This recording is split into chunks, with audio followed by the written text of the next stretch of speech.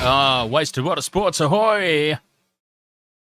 And look at that creep up on me. Just like everything has crept up on me this weekend. But welcome along, Wasted Water Sports. So good to have you here. Are we excited? Hang on, I can't see my audio. All right, I am speaking. Great. That's good.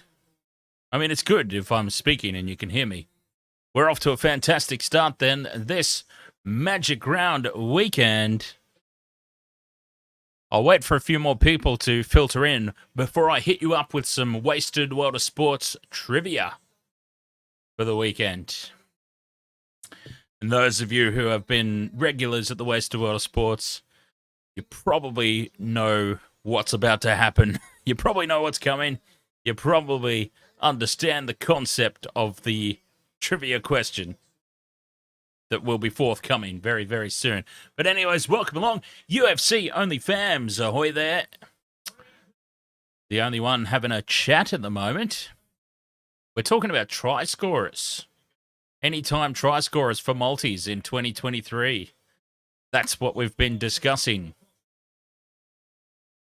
I've gone Dylan Edwards. Dylan Edwards is as close to a sure thing as you can get this year. Mind you, the one time that I actually put the son of a bitch in my multi, do you think he scores a try? No, of course he doesn't, because that's been the story of the year for me so far. That's the way things have gone. I'm really not having a lot of success with the anytime try scorer multi. Viking King, ahoy there. Now, Viking King, I'm going out on a limb and I'm saying that you are someone who's been here before, but you've now just updated your YouTube name. Would I be correct in that assumption? Ed Vogel, ahoy there, mate.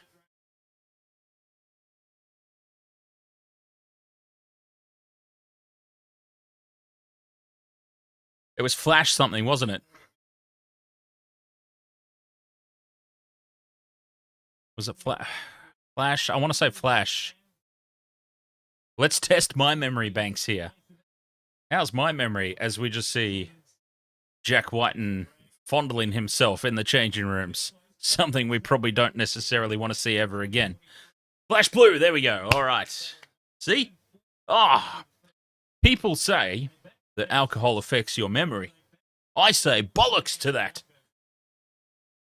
And there is one example. I'm sure that there's many examples where I've said something that's the other side of the argument, but we don't worry about that, do we?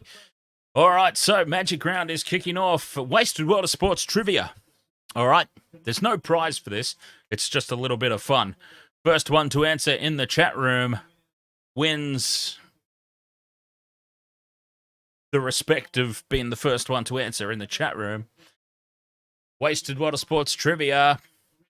Where are the Brisbane Broncos playing this round?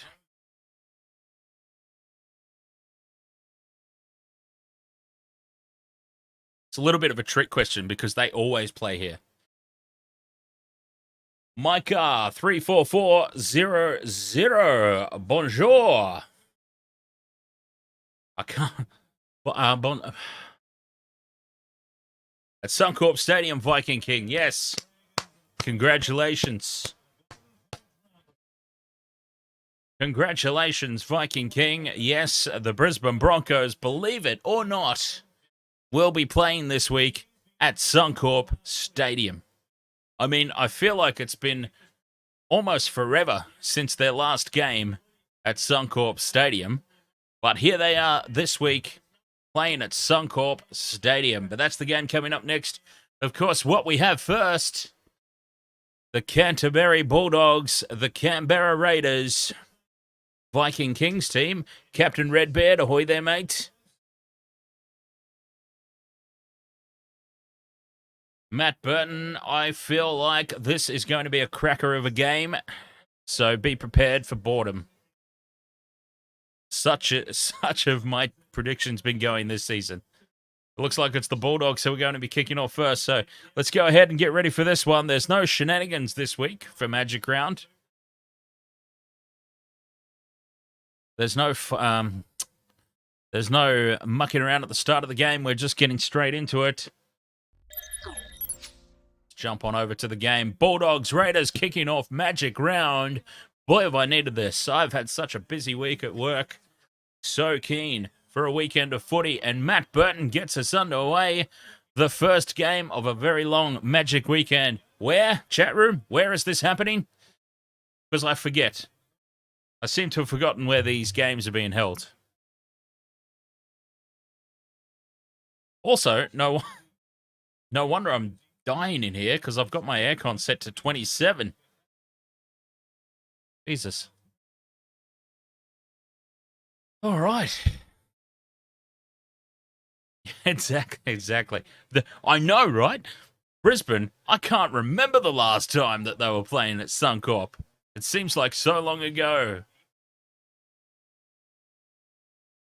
Corey Harawira with a great charge upfield. And this is the Raiders off to a fantastic start. You've got a feel for the Bulldogs. They pulled it out of the fire last week. But the Raiders themselves, who have been down in the dumps a little bit. Oh, and here's the first try. The first try has presented itself in the first 2 minutes of play. Jordan Rapana. There's another one for you. UFC only fans.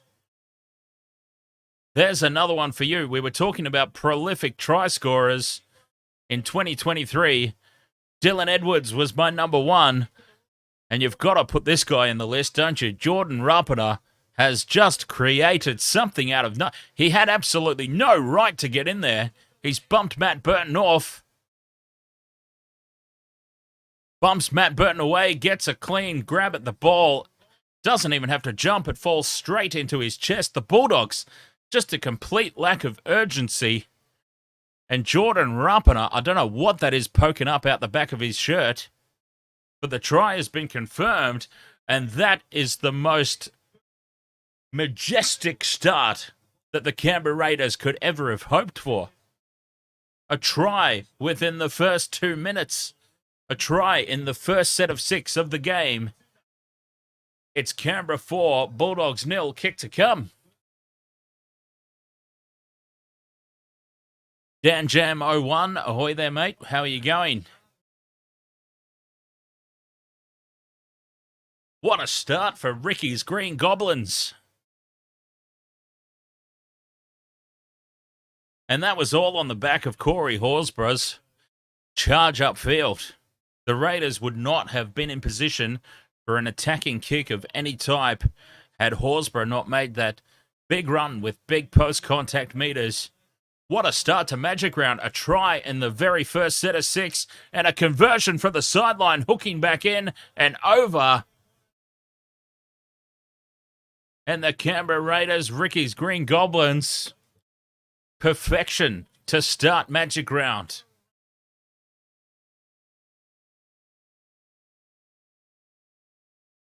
Dan Jam 01 just got to get through today and then a holiday weekend. Oh, very nice. We just had a holiday weekend, the one prior. It was good. It was very good. I didn't even get around to streaming that much last weekend. I was just enjoying the fact that I knew I had a holiday weekend. It just totally wrote me off. Back underway here. Canberra 6-0. The Bulldogs yet to touch the ball. This is, of course, only the second set of 6 of the game. Up towards halfway they go again. They being Ricky's Green Goblins on tackle 3. If the defence holds up for the Bulldogs this time, they should get the ball back from the kick. Bobsy, ahoy there, mate. Up over halfway on tackle 4. Now there's Harawira again. They can't put him down. 5th and last, Raiders, 40 out from the Bulldogs line. The kick from Fogarty. Rapana's chasing again. This time, the Bulldogs leap. Oh, and he's lost the ball now, somehow. How has that happened? Declan Casey has dropped the ball. And this is an absolute nightmare scenario for the Bulldogs. They could potentially be down by 12 points inside the first 5 minutes.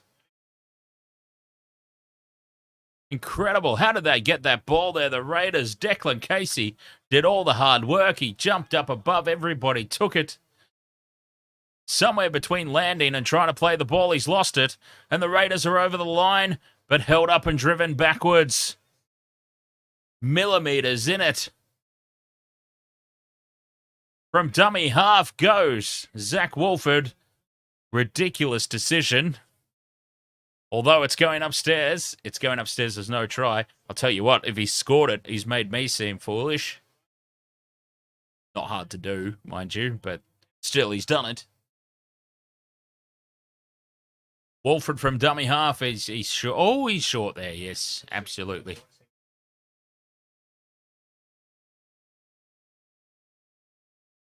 Raiders will retain possession, though, on the fifth and last. They're only centimetres out from the line.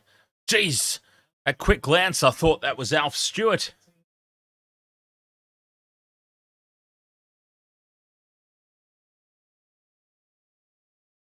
What would Alf Stewart be doing in the coach's box sitting behind Ricky Stewart?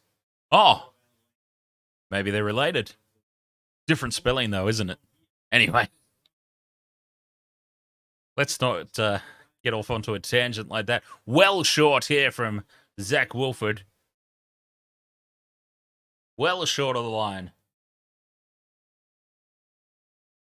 Tell you what, though, if they were related, it would explain a lot about Ricky's attitude and anger issues.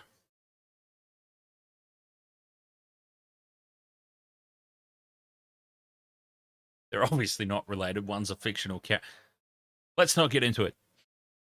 They're still examining this. Wolford has apparently got closer to the line than I've realised. No, he's nowhere near it. Let's just play on. I can't believe that took 17 minutes, and I might be exaggerating slightly, but that took quite some time for a conclusion that we all pretty much saw from the first replay. No try. Short of the line. Fifth and last. Back it goes to Fogarty. Fogarty, the crossfield kick, looking for Rapana again.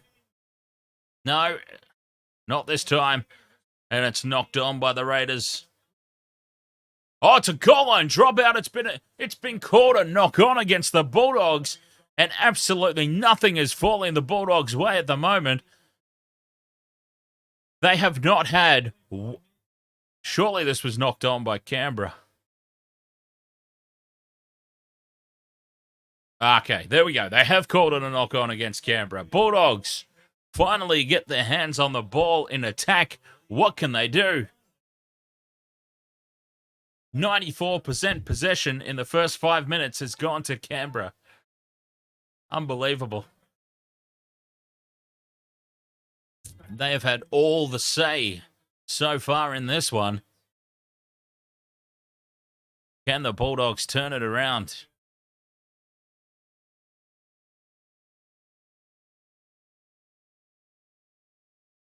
Expansive play on tackle 2. They go out wide.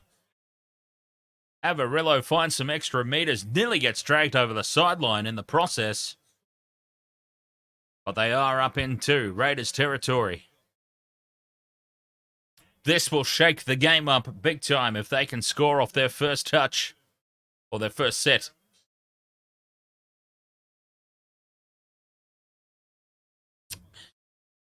Bobsy says this game is basically the Bulldogs season in a nutshell. Nothing is going right. Burton puts the ball high into the corner. The chasers are coming through, but up above everybody, Sebastian Chris. What a take. Oh, but he's driven backwards into the end goal, and that will be a goal line dropout. Now, that is a result for the Bulldogs. Their first proper use of the footy, and they have got themselves a result. That's a good sign right there. But yes, the poor old Bulldogs. So many injuries. They've still got so many injuries. They've got players coming in to the team, but still so many outs. And every time they get somebody returning from injury, somebody new falls over. Short dropout here from the Raiders. It goes the 10. It's perfectly placed, but it is touched, I believe, by Xavier Savage and over the sideline.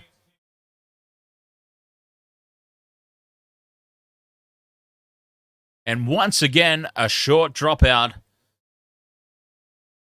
has equaled prime opportunity and field position for the opponent. I don't get it. I really don't get it. It has been bewildering to me in season 20. Whoa! The Raiders have got the ball! The Raiders have been given the ball! No way! Oh, that is one of the worst calls I've ever seen. How have they deemed that? Okay, now, granted, I didn't see a replay, but I don't understand how that has not come off the Raiders. Jeez, nothing going the way of the Bulldogs. Well, I take it all back. The short dropout has yielded a result for the Green Goblins. And they are now back on the attack, 30 metres out. Papali'i offloads to Horsburgh. If anybody's played the PlayStation 2 game Bully, or Canham Edit, as it was called in some regions, as Whiten puts the ball high. Pressure on the kick, it falls backwards! Oh, and it's cleaned up by the Bulldogs at the back. Perham is there to save the day. NRL with Braidon. Ahoy! What happened to Fortnite? You've given up on the Fortnite, have you?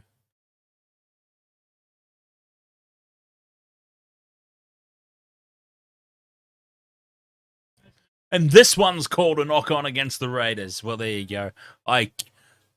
Hey, sometimes you just have to throw your hands up and say, I honestly can't follow along with the decisions that are happening on field. As there's the Manly Sea Eagles standing in the tunnel and they're looking on.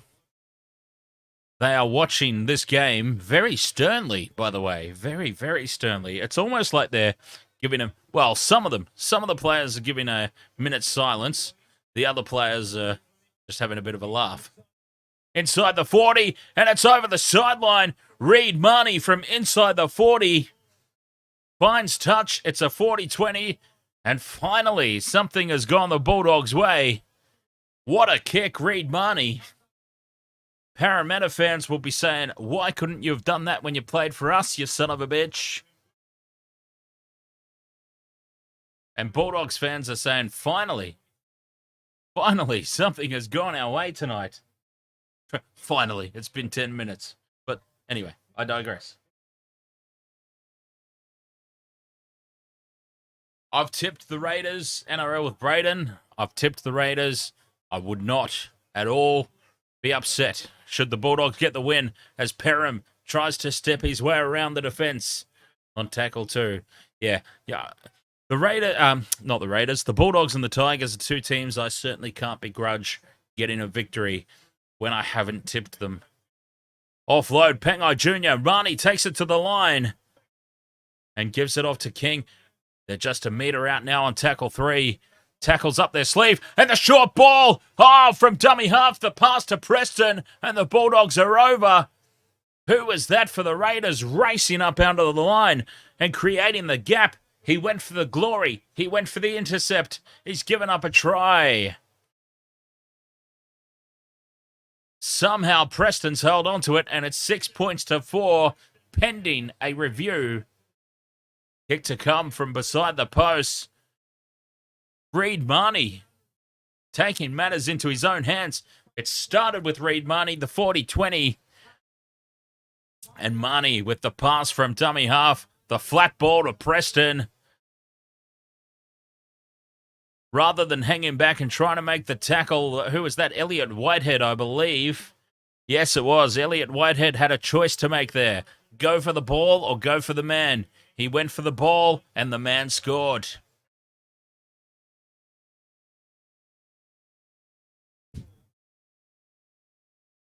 What a response for the Bulldogs. It took a while. It took some things to go their way. But they are back into it here. And now Marnie's laying down the law in the huddle. He has certainly taken ownership of this game. As Matt Burton from just to the left of the post. Should be a simple conversion. And it is. It's 6 points all. We're all square. I tell you what, NRL with Braidon, it could be golden point again this week for the Raiders.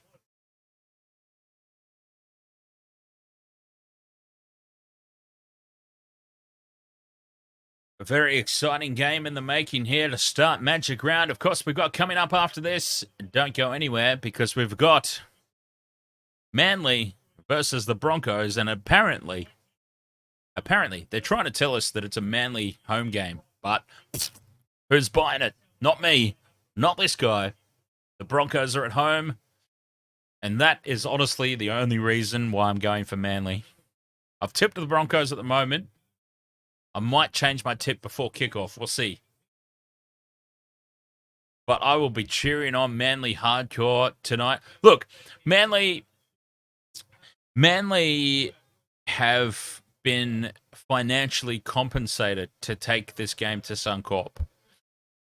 So it's not the Broncos' fault. I just think the NRL themselves, so we go higher up. We have to go to Volandi's level. NRL, surely common sense dictates, let's have Magic Round a Broncos home game. That doesn't seem too far-fetched for me. So the Broncos, they obviously cop a lot of flack about the amount of home games that they've got this season and in prior seasons when it's happened. But I think the NRL could seriously help out there and have Magic Round on a scheduled Broncos home game anyway. It's ridiculous that Magic Round is happening on a Broncos away game. Absolutely ridiculous. You can't... There is nothing in the world that can convince me, that can make anyone convince me that can't be arranged. That they can't schedule it out to have a Broncos home game all on Magic Round. Utter bollocks. But anyways, that rant has taken me a full set of 6 by Canberra, and they've got the kick away, and Hayes Perham is bringing it back for the Doggies, who are back in this contest on level pegging well and truly. Vincent Spears, ahoy there, mate. How have you been? Vopsy asks, do we know where the grand final will be held this year? I mean, it's staying in Sydney is all I know. I know that it's staying in Sydney. Hang on, let's do a quick Google search. NRL, as Matt Burton gets absolutely crunched. NRL Grand Final 2023. Yeah, if you search in Google, NRL Grand Final 2023, as Burton puts the ball high, it's juggled by Chris and loses it. Oh, the Bulldogs could be ahead here. After this set of 6, the Bulldogs could be ahead. Oh, I'm really regretting not tipping them. Long way to go in this game, of course. A long way to go.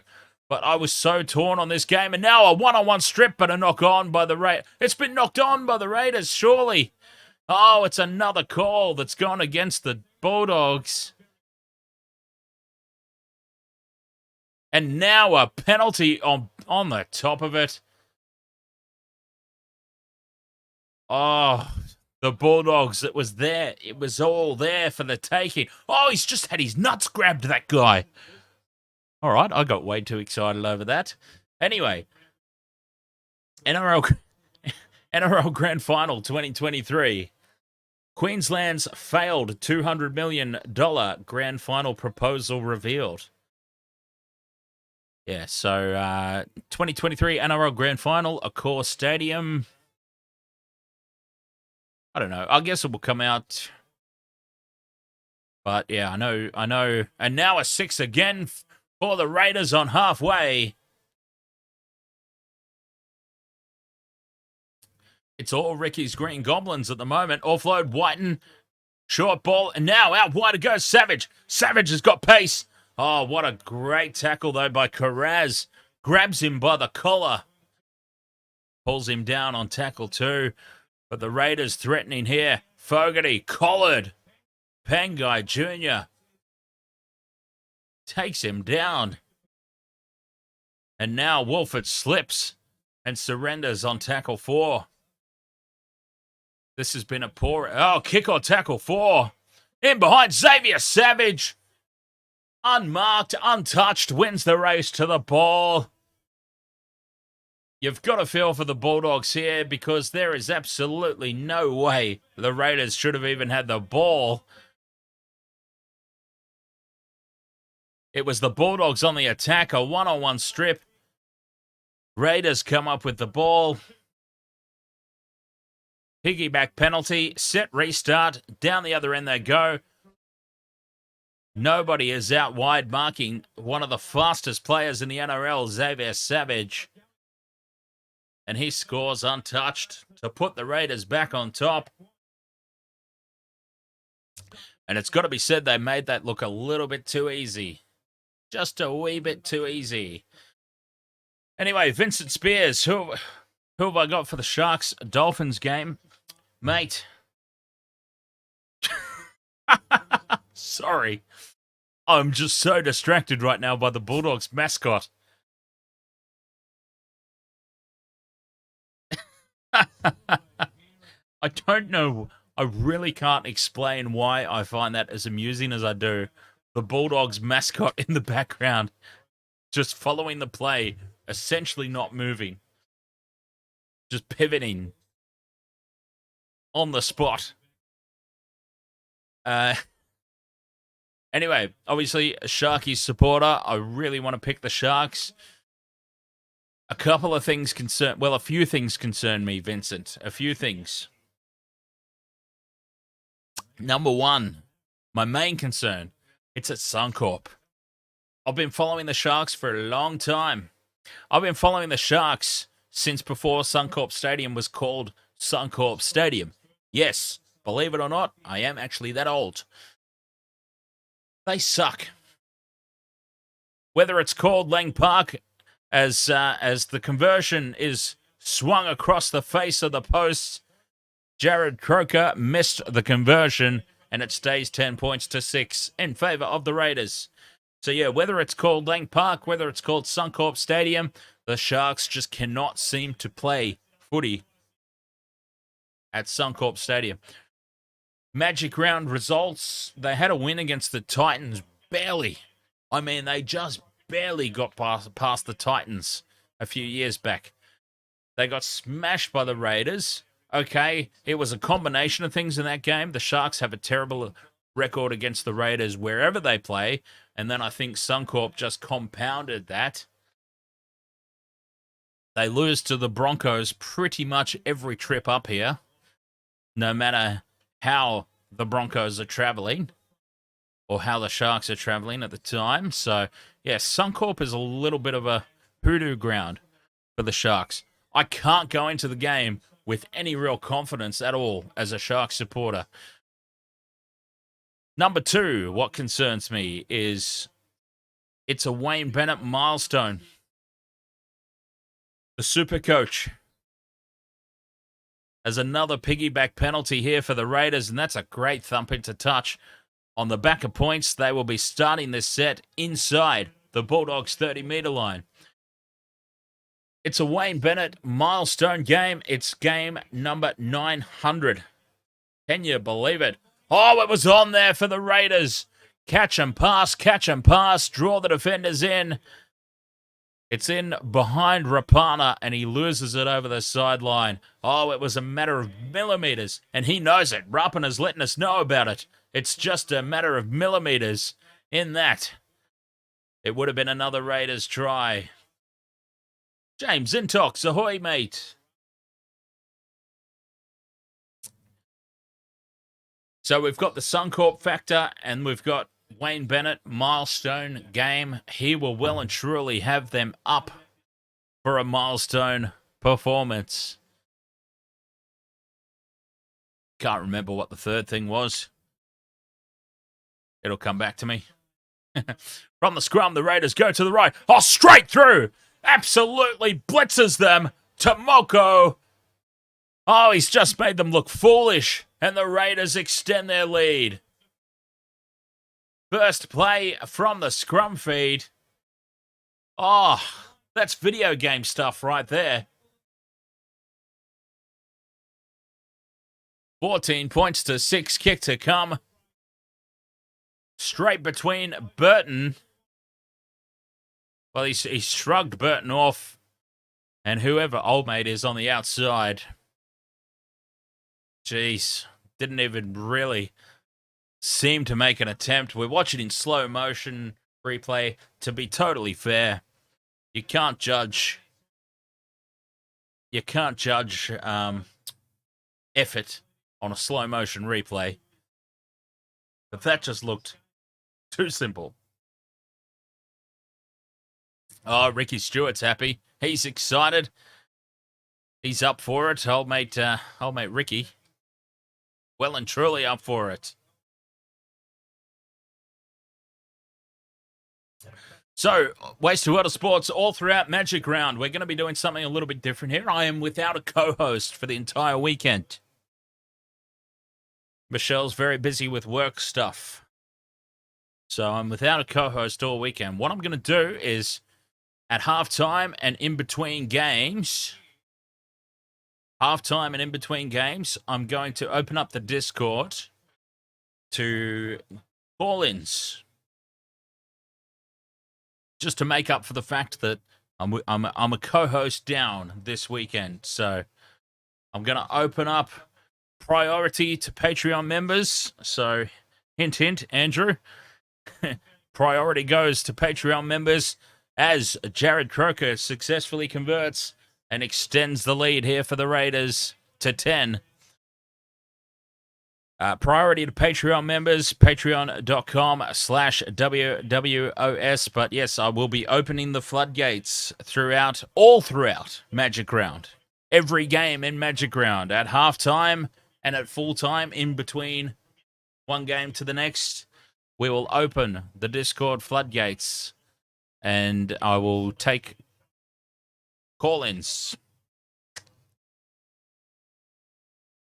So you can all thank Michelle for being away this weekend for that happening.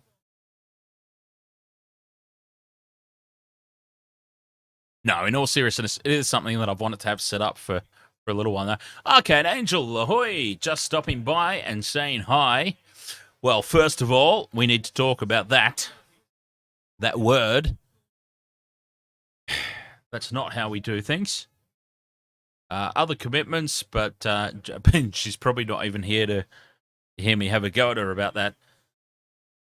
Other commitments, but drink lots and have a good stream. Thank you very much, Arcade Angel. As a quick play, the ball for the Raiders nearly turned sour, but it's worked out well. The flick pass now to Savage. But the Bulldogs, the Raiders, they've got to be careful here. They're starting to get a little bit too fancy. They're out fancying themselves, if that makes any lick of sense. Oh, now it's backwards. It falls kindly for Hudson Young. And this is another try for the Raiders. Oh, you can't believe it. The bounce of the ball is favouring the Raiders tonight. So, plays, ahoy there. How are you doing?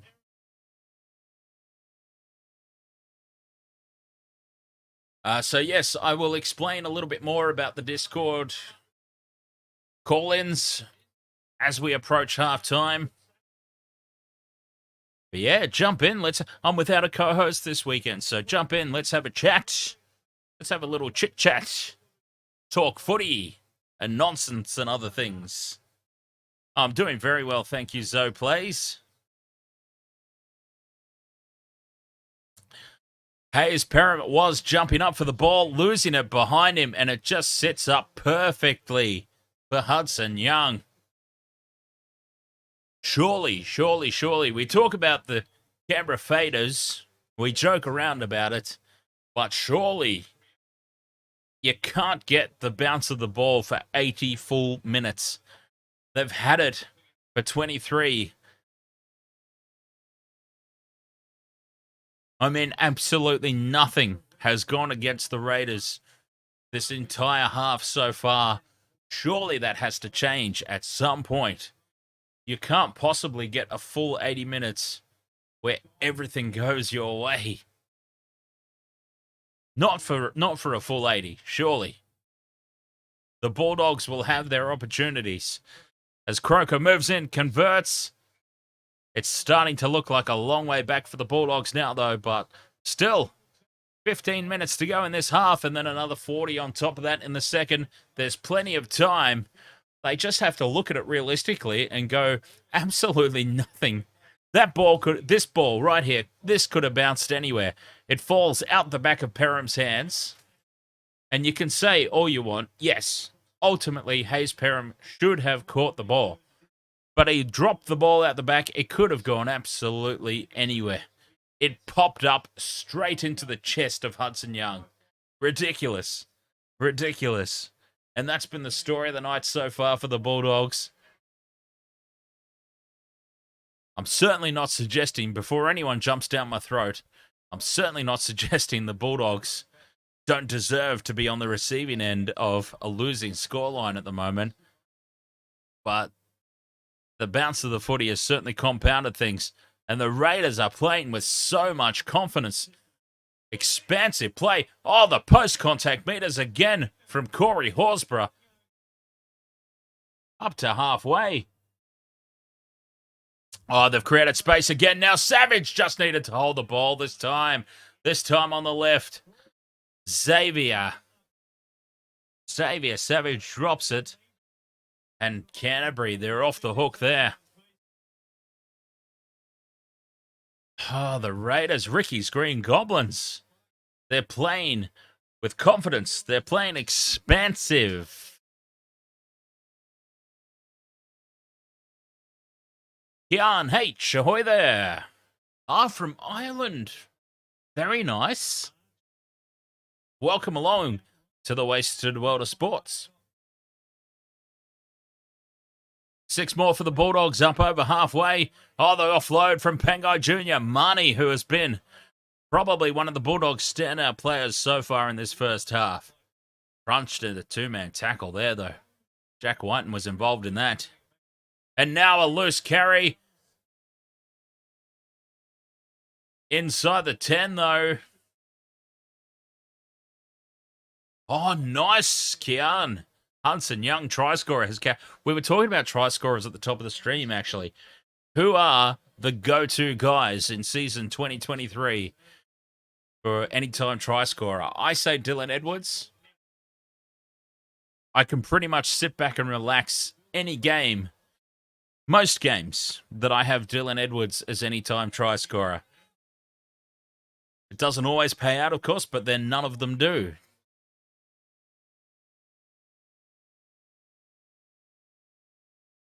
I reckon Jordan Rapana's another one. Jordan Rapana's another good get. Now Burton out the back. An early kick. Oh, it's going to be a double here. A double for Preston. Bulldogs, that's what they needed to do. They needed to ice every single opportunity that comes their way. The kick from Reynolds. What were we on? Tackle 2 or 3? Early kick. And Preston, is he onside? That front on angle is not going to tell us if he is or not. It looked close from the front on. Oh, but look from the... Oh, here we go. Oh, jeez. Oh, has he stayed onside? Try confirmed. Yes, he has. Preston has just stayed onside. He has stayed perfectly aligned with Josh Reynolds. Try time, Bulldogs, 22-10 kick to come. 12 minutes to go until the break. That's what the Bulldogs needed to do. And let's remember, this is the Bulldogs playing. They've still got $6 or $7 million worth of salary cap on the sideline injured. Burton moves in, strikes, converts. 22 points to 12. Back to 10 points the difference. They're just hanging in here. A really, really depleted Bulldogs team. Just hanging in again. And that's all you need to do. Rugby league sometimes is a very simple game. You just need to hang in there and do the basics well and give yourself a chance at the end. If they can just remain in contact,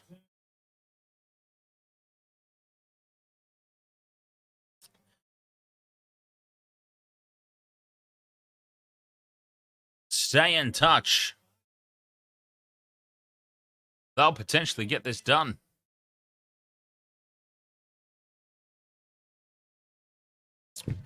Sorry, just a second. I have to take this phone call. I'll be right back.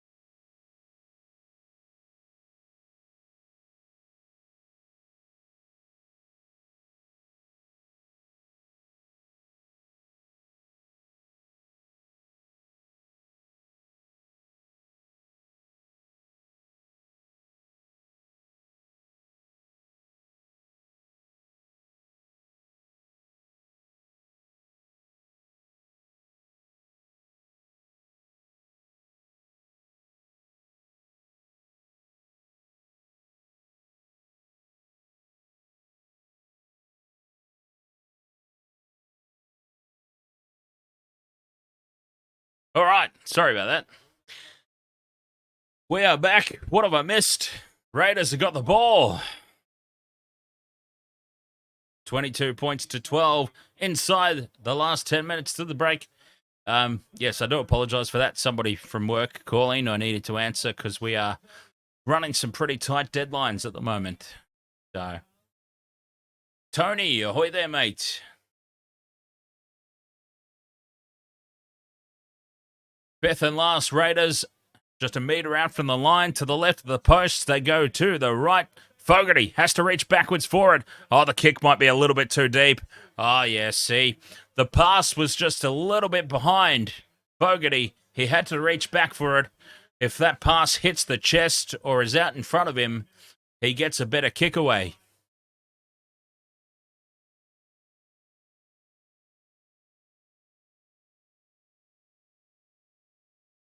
Nine minutes to go until the break. 10 points the difference. 7 tackle set incoming for the Bulldogs. Can they bag another one before half-time and really make this game very, very interesting? Yes, inside the 10. The Raiders a little too enthusiastic to get up on it. 8.5 minutes to go. Burton will thump this into touch. They'll be starting this set. Bradley Barter, thank you very much for the follow over there on Twitch, presumably. Welcome along.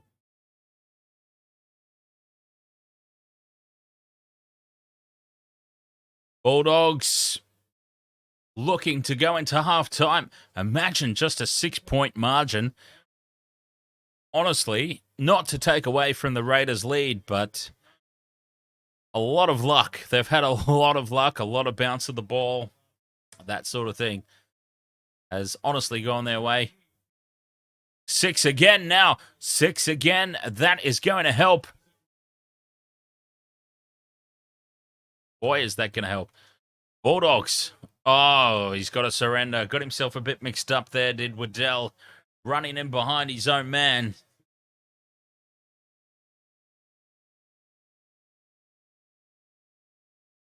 And they are just setting things up here. Bulldogs tackle 3 just to the left of the post. Oh, they're up quickly on Marnie. Marnie, a bit slow to react. He's taken himself out of play. Reynolds to Burton. Burton grubbers in behind the line. They're winning the race to the ball here. The Bulldogs. Has he got the ball down before the dead ball line? It's going to go up as a try. I'm very worried about that right arm of the potential try scorer, which was Avarillo. I'm very concerned about that right arm because the defense did well to hold him up just slightly as he gathered the ball. Great vision here from Burton, putting the grubber kick in behind the line. Avarillo wins the chase to the ball. He is grabbed by Savage. He's held up ever so slightly, and he gets the ball down in plenty of time. What was I even worried about? Oh, he scored it in plenty of time. Fantastic vision there from Matt Burton, and the Bulldogs have done absolutely everything I said they needed to do in the lead up to the halftime break. They just needed to ice every opportunity that came their way, and they are well back in this now. 22-16 kick to come from right beside the post. Game on here. Where? Wasted World of Sports Trivia. Where is this?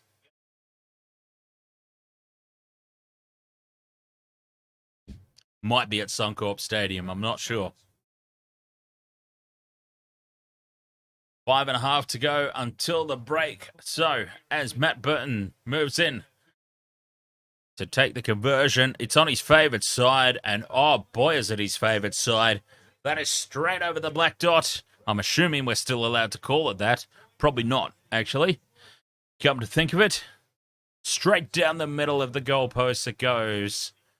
And it's 22 points to 18. 5.5 minutes to go to the break. As we get ready to come back to halfway and have a kickoff, I'll just explain a little bit about Discord and the halftime call-ins. So, what I'm going to do is I'm probably going to have to disable the shared screen for halftime, but it's okay. I'll be putting it straight back up. And you jump into the waiting room. If you jump into the waiting room, then I'll be able to bring people in to have a chat on the live room. That's the way that it theoretically should work. Now, remember, I am doing this because I am without a co-host this weekend. I'm doing this on the spur of the moment. We have not tested this at all, so it could go absolutely, completely haywire. But yes, if you jump into the waiting room in the voice channels on our Discord server, when we do the halftime call-ins, I'll be able to just drag people in, and we can have a little chit-chat. Oh! It was nearly a result there for Declan Casey and the Bulldogs off the Matt Burton high ball. The knock-on, though. He got up above Rapana.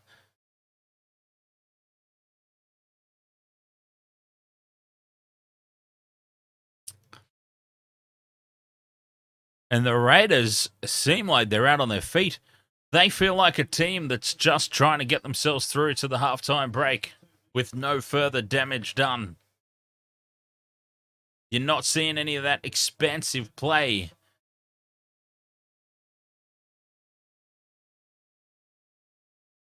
Oh, and a knock on. Oh, tell me it wasn't Rapana. Oh, it was Rapana. Jordan Rapana with the mistake, and the Bulldogs with plenty of time left. Oh, he's just dropped it cold. Rapana.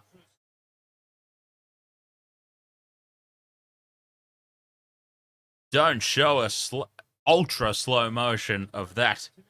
The poor Jordan. 3.5 minutes to go until the halftime break, and the Bulldogs will absolutely get the last. Look at the turf.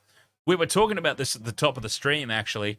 Predictions for the weekend, and my prediction was that Suncorp Stadium is going to look like a giant mud patch. And we're not even at half time, and look at how it's been chewed up already. This field is going to be an absolute disaster to play on by the time Sunday rolls around. I feel so sorry for the Sunday teams. It's going to be an absolute nightmare for them. 10 out from the line, though. Bulldogs. Burton takes it to line. Dummies. Goes on his own. Fools nobody. And he's crunched in a two-man tackle. Marnie from dummy half. Pele's on the inside. Tackle 4, a metre out. They go left. Marnie short ball to Preston. Preston has it ripped away. But he's called a knock on. Knock on against Preston. Raiders off the hook here. Going into the halftime break. High fives all around for them.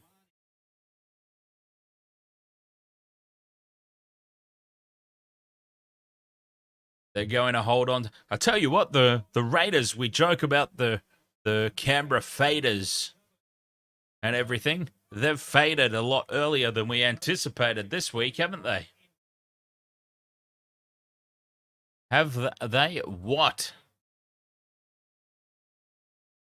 This is what you expect from them at the back end of a game, not approaching half-time. They were well and truly up. I mean, if we look at the score, let's look at the scoring plays as they just go through the motions. I don't think we're going to see anything too expansive here from the Raiders going into the halftime break. But if we just look, so the Raiders... Oh, now a loose carry and the Bulldogs get the ball again. Is it going to be a penalty? Yes, it is. Mr. Ed's dead. Ahoy. How are you there? And yes, Captain Redbeard, we were just going through the scores here. So Jordan Rapana scored in the first minute. It was converted, so it was 6-0 to the Raiders. The Bulldogs hit back in the 10th conversion, 6-all. And then the Raiders went bang, bang, 16th unconverted, so 10-6. And then Tomoko scored in the 19th, and that was converted. So 10-6, 16-6. Hudson Young in the 22nd minute, converted. Xavier Savage kicks it into the end goal. Marnie is back there to save the day, to take us into half-time. 4 points the difference. So the Raiders were up 22 points to 6. Canberra were up 22 points to 6 in the 24th minute. And then it just went all Bulldogs. Exactly as I said they needed to do. Bulldogs needed to ice every opportunity that they got presented to them, and they did pretty well until the very end there. And they're going into halftime trailing by 4 points because of it. They could potentially have been in the lead, if you can believe that. The Bulldogs certainly had an opportunity to be in the lead there going into the halftime break. But I think, all things in perspective, they will absolutely take a 4-point differential going into the break and be damn happy with it. Damn happy with it. They will be. All right, so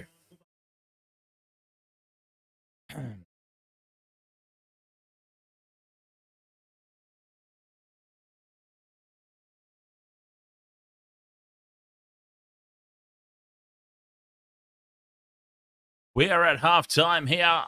First game of Magic Round. It's going to be a long weekend. It's going to be a fun weekend. And it is Ricky's Green Goblins holding on to a slender lead going into the halftime break. All right, so we are going to try something a little bit different here, and I can't promise that it's going to work. It's been a while since I've done this. I used to have this set up on my gaming stream, intoxigamer.com. Intoxigamer.com. INTOXIGAMER. Jeez, I had to think about that. .com. Intoxigamer on YouTube, Twitch. Well, actually on Twitch it's Intoxigamer AU, but I digress. Yeah, we used to do this call-in thing. I'm hoping it's going to be exactly the same setup, and I won't have to change anything. Fingers crossed. Realistically, though, it's probably not going to work out that way. So, if you are part of the Wasted World of Sports / Intoxigamer Discord, though, and you would like to call in, and we'll do call-ins at halftime and in between games throughout the entirety of Magic Round, because Michelle is absent. So we say thank you, Michelle, for that opportunity to do call-ins. And we'll see if it works. So I need to go over to the live room. I know that much. All right, I just need to let... Well, actually, no, I don't need to let people know what I'm doing on Discord that are watching, because if they're watching and they're part of the streams, then theoretically, you see where I'm going with this, right? All right, so I'm going to go over to the live room. So if you're part of the Wasted Water Sports / Intoxigamer Discord, then what you need to do is go into the waiting room. There's voice channels right down the very bottom. If you go into the waiting room, then I'll know somebody's there waiting, obviously, and I can bring you into the live chat. And theoretically speaking, it should just work straight away without any intervention. But we will see. We will see. Wade Lightning, ahoy there. How are you going? We've got a very, very good game on our hands here to start Magic Round, and hopefully the next one's going to be as well. I feel very, very cautious for Manly, especially with Gerbo out. The Gerbo is out. That can't be a good thing. What would you say? So Tommy is Turbo. Jake Trebojevic is Gerbo. Ben Trebojevic, who is coming into the team, is he Burbo? Doesn't quite have the same ring to it, does it? Turbo, Gerbo, and Burbo. I guess if they were the Three Stooges, Burbo's kind of like Shemp. The unwanted one, the outcast. The unwanted one. Probably shouldn't say it quite like that. I'm sure that his parents love him, because that's totally not what I meant, but...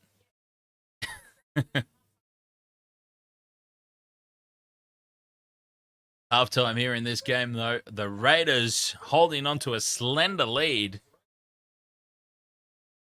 22 points to 18 at the halftime break. The Bulldogs did very well to get themselves back into that one. They really did. I've never seen a half a footy.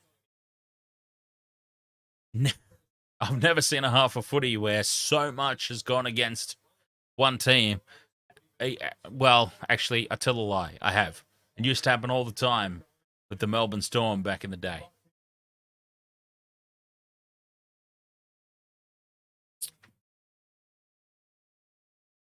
We used to see that a fair bit.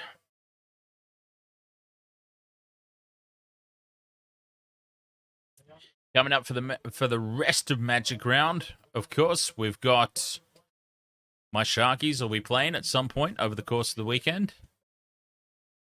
Haven't decided if I'm looking forward to that one or not, in all honesty.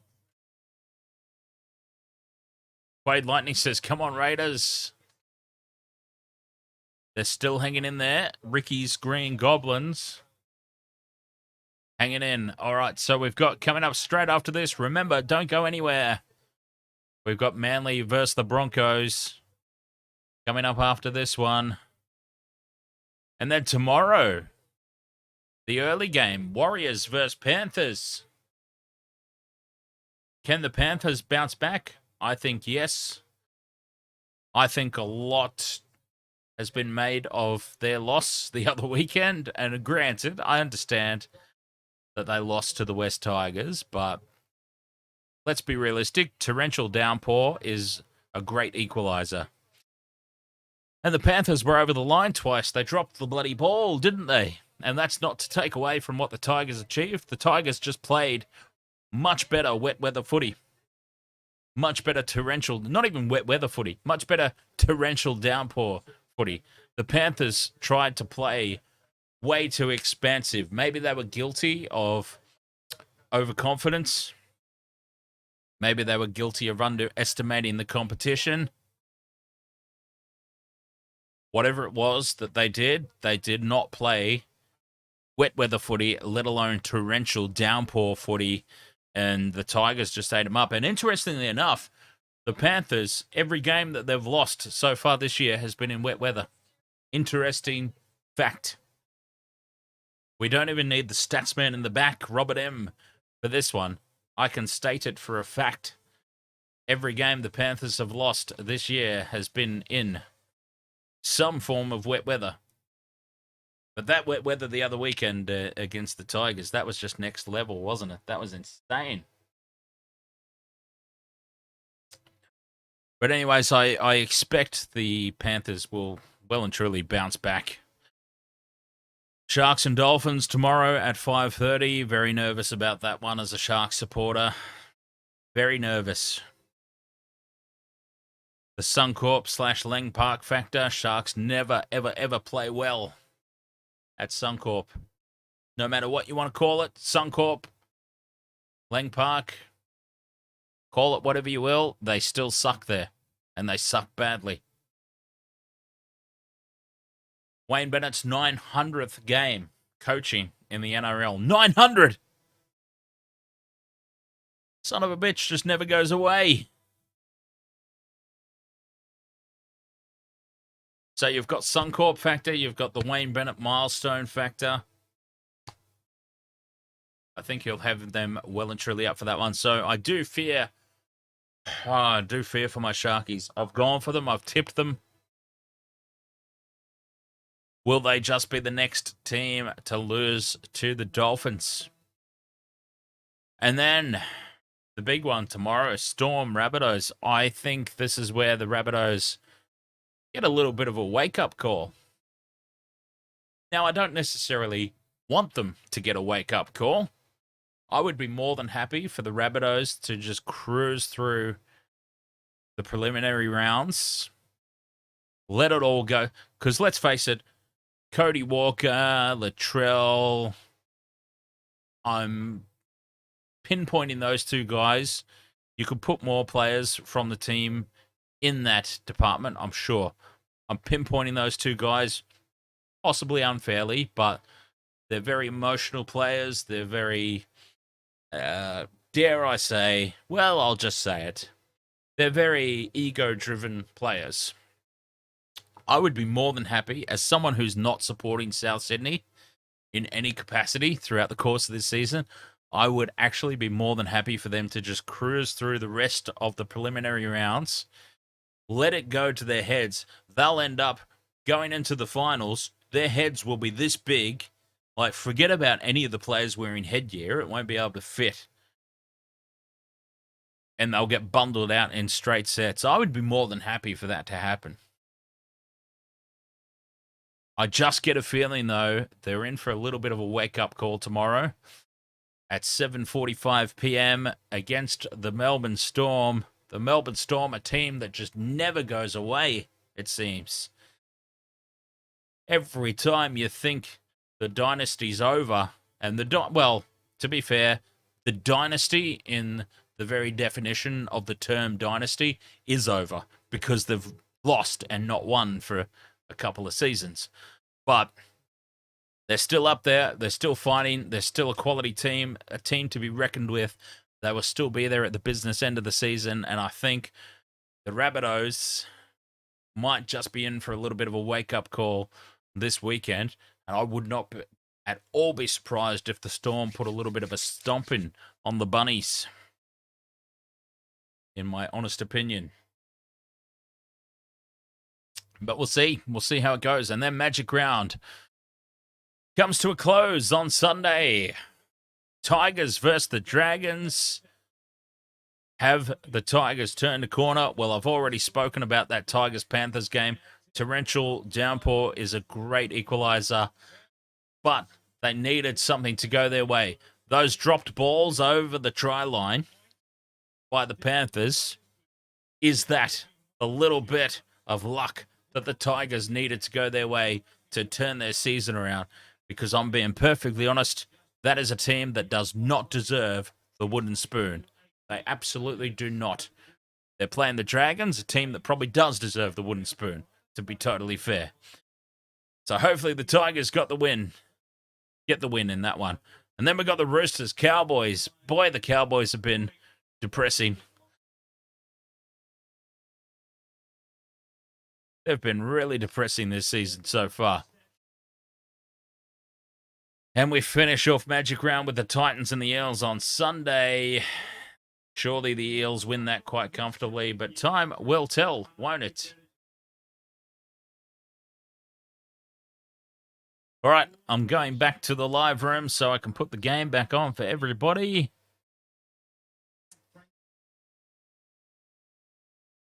That's the longest I've ever spoken at halftime before. Well, the call... I'll have to let Michelle know that the call-ins went really well. Basically just spoke to myself for the past 10 minutes while the teams were in the sheds.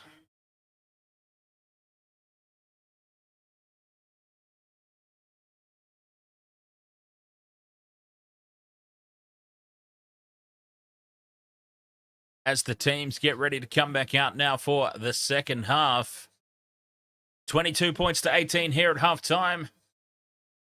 The Raiders will be kicking off. Gordon Green. The Raiders will be kicking off. Start the second half, if memory serves me correctly. Hectic, ahoy there. Who y'all think's gonna take the dub? I wouldn't be upset if the Bulldogs get the win. That said, I do feel like the Raiders will hold on. But they might only just hold on.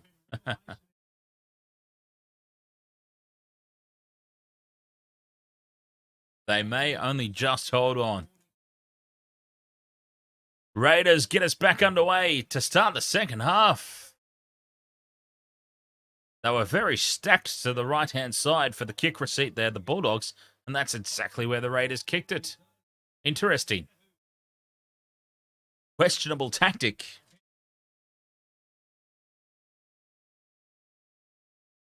Kian asks, will you be streaming other NRL games? Kian, this is what I do here. Wasted World of Sports, NRL. All the games that I can be bothered doing each weekend. But yes, what we do. Rugby Union.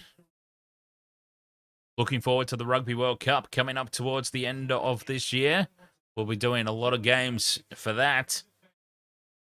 We also do some cricket every now and then, but not a lot, I must admit. Not a lot, because it's very boring. I mean, I've got to be honest about that. Cricket as a one-man commentary crew, boring. We need a team of people if we're going to be doing the cricket in the future. So yeah, Wasted World of Sports, NRL, footy-focused, rugby-focused, both league and union. That's our focus. Wrestling as well, for those of you who are into the pro wrestling. We do some wrestling. Oh, it's a 40-20 potential, but it is saved by the Bulldogs. A flick pass back inside. Just a little bit of razzle-dazzle, as they say. Saving the Bulldogs' bacon there. Hectic, are you going to be streaming the Dolphins game? Absolutely, because even though I'm very nervous about it as a Sharks supporter, I'm going to be trying to do every game from Magic Round. I can't ultimately promise that I will succeed in streaming every game, but I'm certainly going to try and cover every game from Magic Round. Fifth and last Bulldogs on halfway. Burton puts the ball high into the corner. Portia Milanaza. Hey, now, Portia, did you hear me the other night? This is the ultimate question. Did you hear me the other night? What was happening? I can't remember what was happening. I was streaming something on the Discord. I was just sharing my screen on the Discord, and I saw that you popped in. And it was the baseball. I was streaming the Major League Baseball and my Tampa Bay Rays. My Tampa Bay Rays, who are doing sensationally this season. And I saw you pop in there, and so I turned the microphone on and I screamed at you. I'm just wondering if you heard it. You did. Okay, fantastic. I like that. I will scream at you more often. Pressure on the neck. Penalty here against the Bulldogs. Kian says, from an unbiased perspective, who do you think will win the Rugby World Cup? Oh, I've got to be honest, Kian. It's very hard to tell at the moment. If you had asked me that question, the Raiders' expansive play. Wraparounds galore. Wraparounds out the wazoo. But ultimately, it ends up with Whiten. And he's tackled 20 out from the line. Inside the 10 they go. Ricky's Green Goblins. Hudson Young, one of the try scorers, takes it up on tackle 3. Cut out ball to Big Red. They've created space now for the corner. Rapana for another try. The cutout pass created the space, created the 2-on-1, and there was space on the outside for Rapana to squeak down and plant it in the corner. 26 points to 18. Kick to come from out wide again. And here it is. Horsburgh at the back. Fogarty. Here it is. They essentially had 3-on-3, but the Fogarty cutout ball created a 2-on-1 opportunity. And they absolutely iced it there. Ricky's Green Goblins. And it's Alamotti it is. Alamotti racing up out of the line unnecessarily. They had them numbered up. Alamotti races up. He got suckered into the misdirected pass.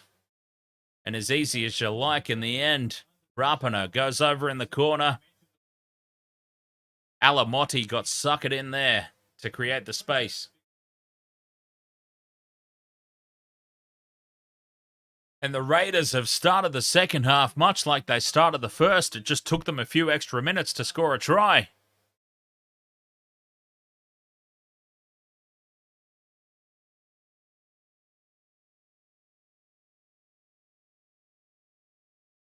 So, Rugby World Cup coming up. And actually, before the Rugby World Cup, I'll be doing the Rugby Championship. We'll do the Rugby Championship too, even though it's in a congested form. No, not congested. Condensed form this year, being a Rugby World Cup year. But yeah, I think if you had have asked me a couple of years ago in the World Cup cycle, I feel like Ireland were travelling really, really well. And I would have had Ireland odds on.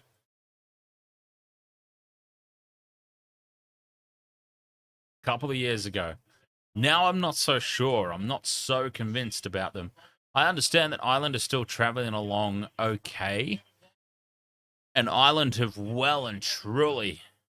I mean, they're more than travelling along okay, aren't they? They're on top of the world rankings. But I'm not completely sold on them. I've had moments in time where I've thought France will be the team to look out for.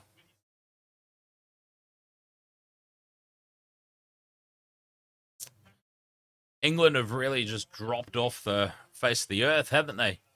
England were looking good for a period of time there, but that's well and truly over. They've got a lot of rebuilding to do. Never discredit the All Blacks, of course. And South Africa, I guess basically what I'm getting at is this is going to be probably one of the closest fought, unpredictable Rugby World Cups in a long time. And that, as a rugby fan, is fantastic. You can't ask for anything more than that. You can never discredit. South Africa can be playing the absolute worst in the lead up, but they always just seem to get into a grind and step up at Rugby World Cup time, no matter how they're traveling. I'm excited. I'm so excited. I think it's going to be one of the most closely contested, hard-fought World Cups of all time, and I'm excited to see what it brings out. And I honestly don't think there's a clear-cut winner at the moment.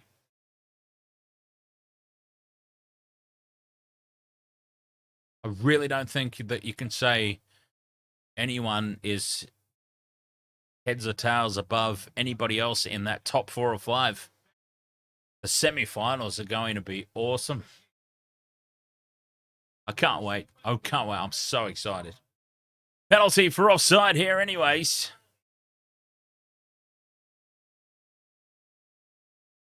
And it's the Raiders' ball again, and the second half has started much as the first for Ricky's Green Goblins. Horsburgh stepping away, making great post-contact meters again. Horsburgh close to the line on tackle 2. They stay on the blind side. No, it's a shift infield. Probably a wise move. Tackle 3, still a meter out from the line. Tackles up the sleeve here for the Raiders. 6 again, actually, a ruck infringement. Whiten dummies, goes on his own, steps back in field, finds a little bit of space, but is taken down. In front of the posts, tackle 4, they go left. Horsburgh, no threat of a pass there. You know what's happening when it gets to Big Red. And, the grubber kick through is... Oh, what have you done, Jacob Preston? Jacob Preston, well, Jacob Preston might be saved from a lot of embarrassment because we are looking for potential foul play here against a Raiders attacker. We could be thinking penalty try here. The kick through, I thought, was completely the wrong option. And even if it was the right option, the execution was terrible. And a couple of Bulldogs players have put the shoulders in. All they've done is turn around, in all honesty. They've just turned around. They've only got eyes for the ball. It's shoulder-to-shoulder contact. They're both going for the ball, but Jacob Preston has had an absolute brain fart. Why has Jacob Preston touched the ball dead when it was already over the dead ball line? It must have been knocked on by the Raiders, surely. No penalty try, common sense prevails.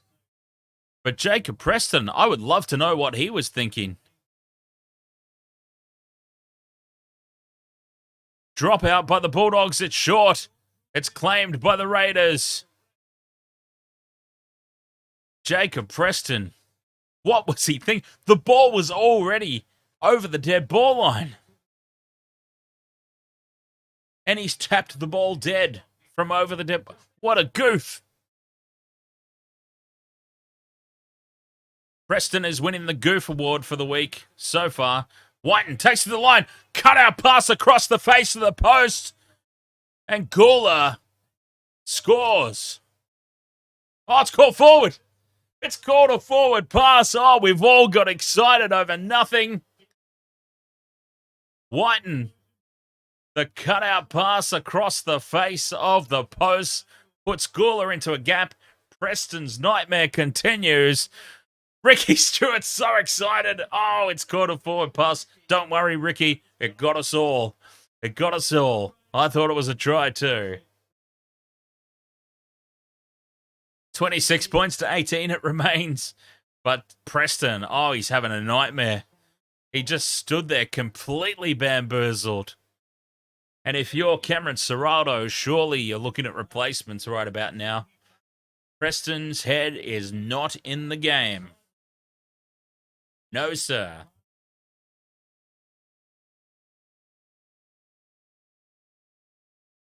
Plenty of time left in this contest. 30 minutes to go, to be precise. 26 points to 18 in favour of Ricky's Green Goblins. Ahoy Jr. coming on for another spell. That'll be good for the Bulldogs. Get a little bit more go forward. Oh, surrender tackle there. He was a bit worried about... God damn it. He was a bit worried about an obstruction. Here's Preston. Just... Oh, geez, you've got to be worried about Preston having hold of the ball. Fifth and last, Bulldog. Burton puts the ball high. Puts it high. Oh, they've let it bounce. Everyone stands back and watches. It comes back for the Bulldogs. Firing it across the cutout pass. Penalty to the Raiders. For what? For what?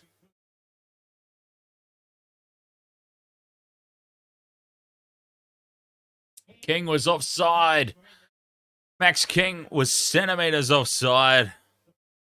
And then he gets involved in the play. Unlucky there. Stupidity. Off the hook there, Raiders.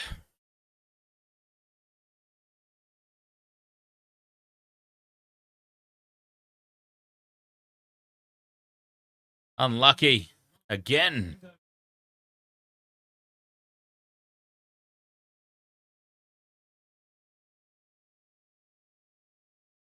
"28 minutes to go.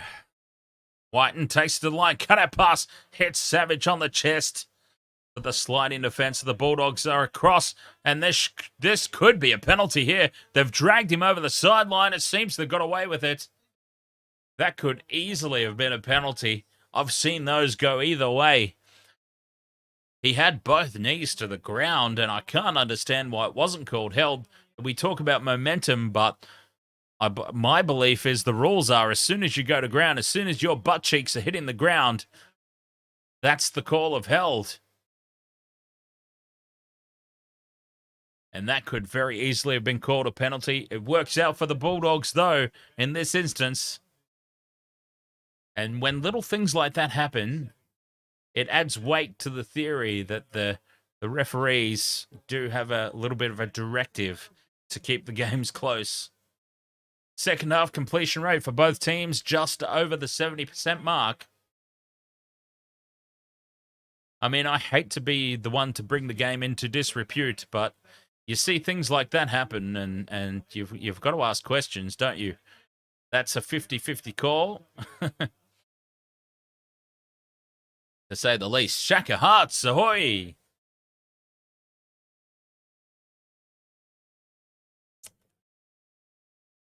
Oh, there's a mistake from Pangai Jr. Not really expecting the offload. He can't believe it. He looks absolutely stunned at this call.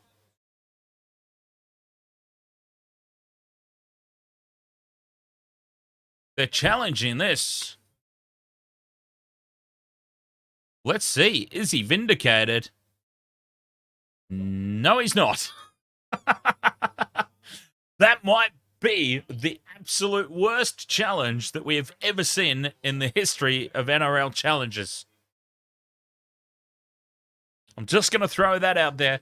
That, we've seen some shockers, but that has got to be up there with the worst of them. That was disastrous. Of all the things to hang your hat on, that's what they've chosen. Unbelievable. That was so bad. So bad. Shaka Hart says the only plausible alibi he had was the tap from Pasami. The knock-on was clear. Yeah, well, yeah, obviously the challenge was made because they thought that it was touched in that not attempted tackle, but you know what I mean. You obviously know what I mean. You're saying it as well, but still. Now, Whiten goes straight through a gap. And he's dragged down. 20 out from the line. They're on the attack again. The Goblins. Sloppy play the ball. And that's a waste of a tackle. Have we got any around the grounds tonight? Hey, Shack of Hearts, we were talking about the rugby earlier. Rugby World Cup coming up. I can't honestly separate the top 4 or 5 teams this World Cup. It's great. Oh, the kick from Fogarty straight to Ockenbaugh. And the Bulldogs get away with this unscathed. So yeah, Shaka Hearts, we were talking about Rugby World Cup time coming up later in the year. All the action will be covered live here on Wasted Water Sports. Don't you worry about that. Rugby Union time. Honestly, at this particular stage, I can't separate the top 4 or 5 teams. I feel like this is the most exciting, most open, unpredictable Rugby World Cup that we've had in a very, very long time. Maybe ever. There's a case to be made for the top 4 or 5 teams at the moment. As another Burton bomb is let bounce. Preston comes away with it, and it's tapped out of his hands, and the Raiders come away with it.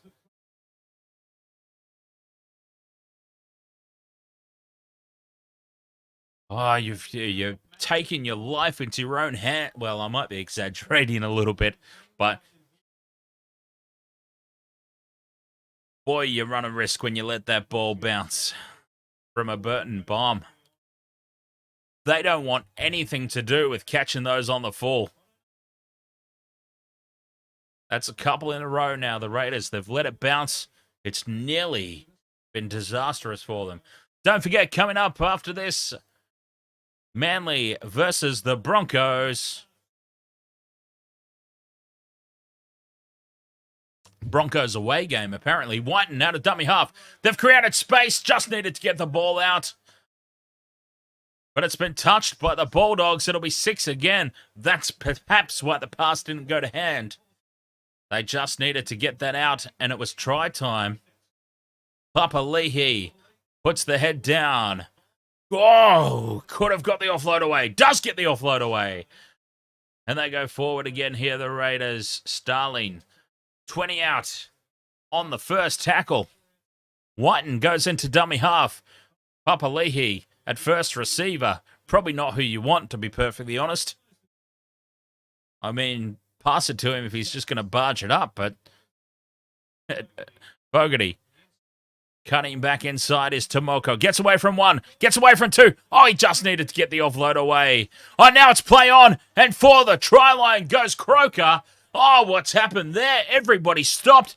Everybody was waiting for a whistle, I think. And that was just way too easy. Again, the Raiders tonight have had too many tries where I have stood here and said, it's way too easy. And here's another example. I feel like everybody just stopped. Perhaps they thought this was touched and it was going to get blown up. But Croker just goes straight through.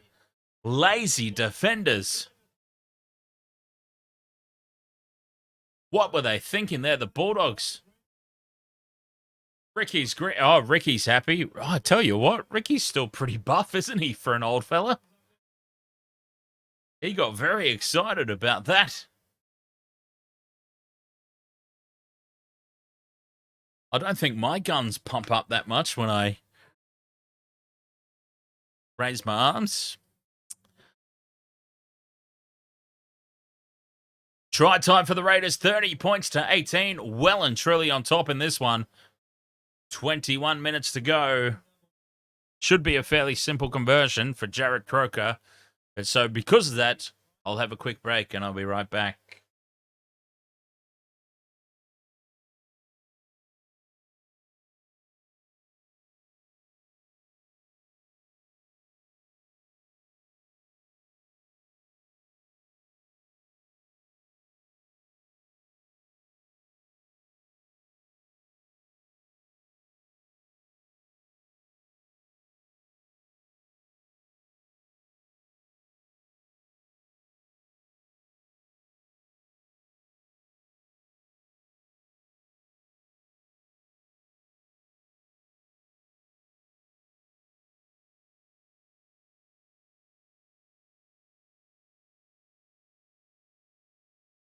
Conversion successful. Conversion successful. from Jared Croker. 32 points to 18. As Burton gets us back underway, going into the last quarter of this match, the Bulldogs, they're still hanging in, though. They're still hanging in. Don't you worry. We've still got the opportunity for a blockbuster finish here. Excuse me.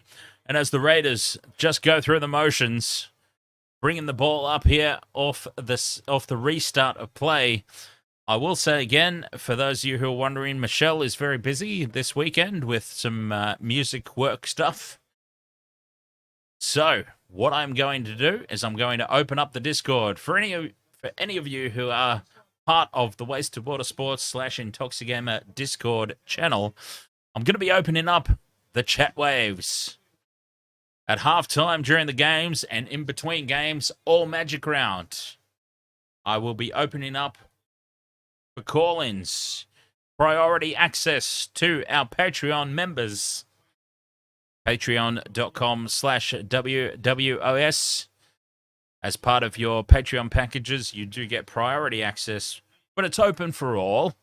You might just have to wait sometimes when there's Patreons in the waiting room. But yes, I will be doing that in Michelle's absence. Because I need a co-host. Sometimes I just need somebody to talk to and bounce some stuff off. So, halftime and in between games, if you're on the Discord and you would like to essentially call into the show, head on down to the voice channels at the bottom of the server list there, and you will see a waiting room. There's 6 spots available. You can jump in there, jump on the queue. And at halftime and in between games, if you want to have a chat, we'll bring you into the stream on voice chat and talk about Magic Round weekend. So, only if you want to. Obviously, nobody wanted to last time. I essentially just talked bollocks for 10 minutes, but I'm pretty good at that. William Seneca, ahoy there. You're going for the Raiders, but tonight, go Bulldogs. I totally understand what you mean, William. Completely understand. The Bulldogs and the Tigers are 2 teams that I can never, ever, ever begrudge getting a victory.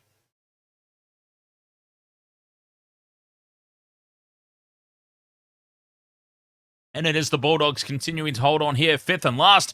Oh, it's gone to the wrong person there, surely. 5th and last. The kick has been put in. But boy, has he made chicken salad out of chicken. Am I allowed to say it? Can I say that word? But Carl Alawapu, he was not meant to get that ball, surely. He made something good out of it. UFC OnlyFam says regarding Rugby World Cup, I think New Zealand and South Africa should be clear favourites. I absolutely can't say clear favourites. I totally understand. I think as the high ball across the face of the post, Perham does well. Steps away from the kick chase and brings it 10 metres out.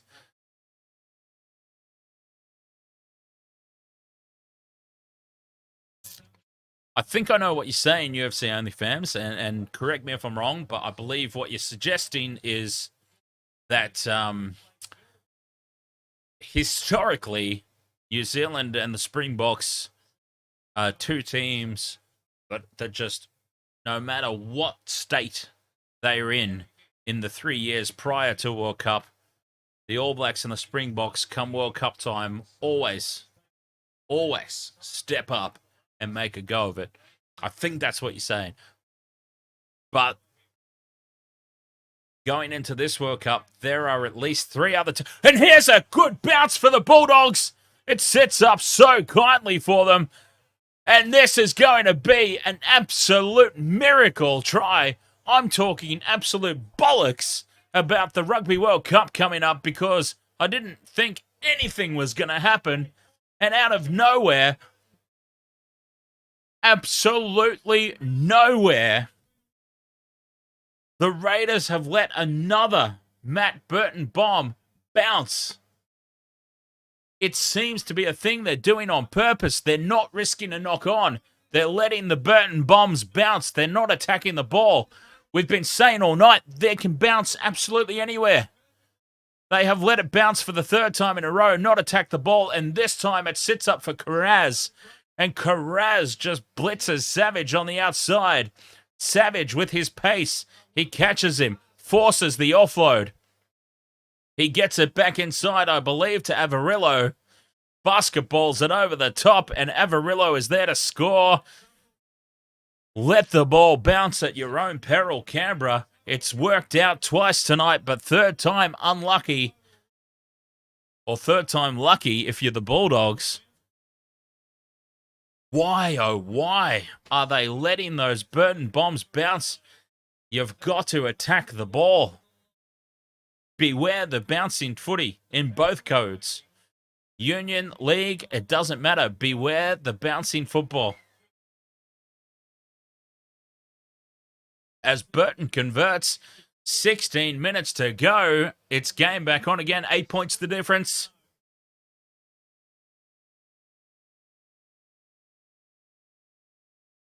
I can't for the life of me understand why.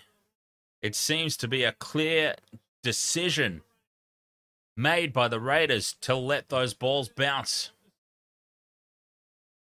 It makes no sense to me at all.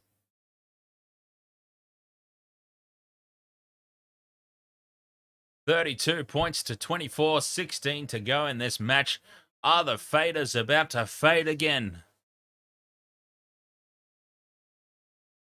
What a start to Magic Round. I was so torn about streaming this game. I really was, because work has been so busy. That's really the only reason. Work has been so busy, I wasn't sure if I should make the extra special effort to get ready in time to do this first game.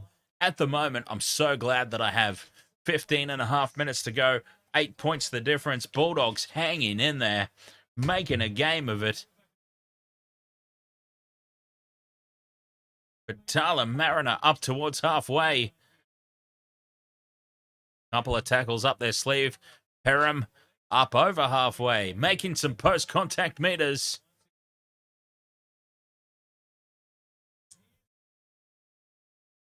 Another high ball. Surely they attack this on the fall. They do, and Savage takes it. Which ultimately leads to the question, why haven't they been attacking more of them?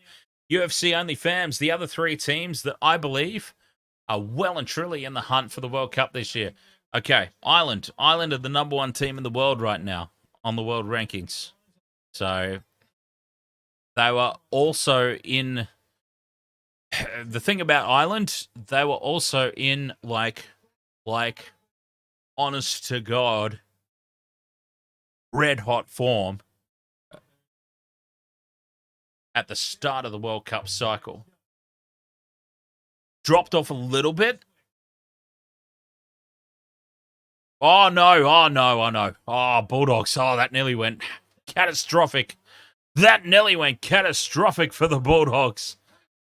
Oh, and it has gone catastrophic for the Bulldogs. Okay, we'll come back to that conversation because Declan Casey has just made... Oh, what has he done? Declan Casey has just done the goof of all goofs. His hair has touched the sideline, is what's happened. Well, hang on. Bulldogs have got the ball back. All right, I've got to be honest, I have no idea what just happened there. But anyways, yeah, look, Ireland are well and truly up there. France, do not discount France. What they have done in the past few years, moments, big periods of time, they've done it with essentially a reserve grade team. As Preston cuts back on the inside, space here for the Bulldogs. Once again, we will come back to that conversation. Fifth and last, Dogs. Burton kicks back in field. It's a terrible kick. Oh, it's a disaster of a kick. Oh, Burton will be furious with himself over that one. But the Raiders will be starting this set from on their own goal line, essentially. And that's a good first up run Great angle. And finding some space. Sebastian Kris, the fullback.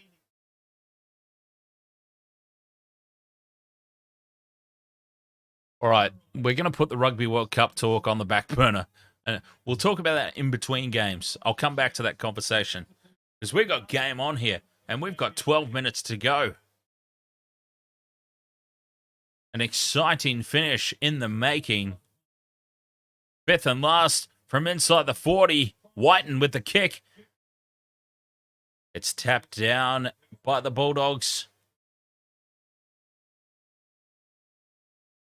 Mickey, official, ahoy. Happy Magic Round beginnings.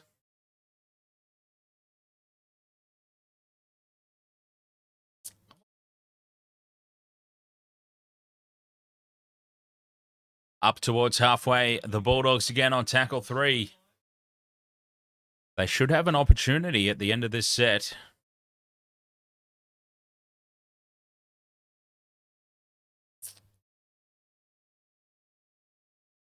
Been going very well, Mickey, yeah. Oh, God, the score. What's happened? It's frozen. Olawapu puts the chip through. It's well grabbed out of the air. Jack Whiten saving the day in the slips. Well spotted, UFC only fans.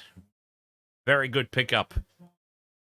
Very good pickup by you. Very good pickup by Whiten there.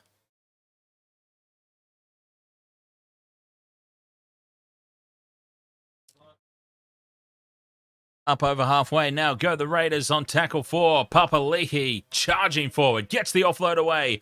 Whiten takes it to contact. Takes it to ground. Fifth and last. Fogarty puts it high into the right-hand corner. Bulldogs, they're there first. It's into the end goal. This should be a 7-tackle set. It's called a dropout. Oh, the calls are not going the Bulldogs' way. We will need to see this in ultra slow motion, to be fair. Has he got his foot planted here, Casey? No, he has not, and that is a great call by the on-field official. And Declan Casey's nightmare continues. Declan Casey, if he gets back, it's a 7-tackle set. I think it's going to be a dropout, though. Declan Casey and Jacob Preston, 2 players. Oh, it's a short. It's not found the 10. Why? Why is this a thing?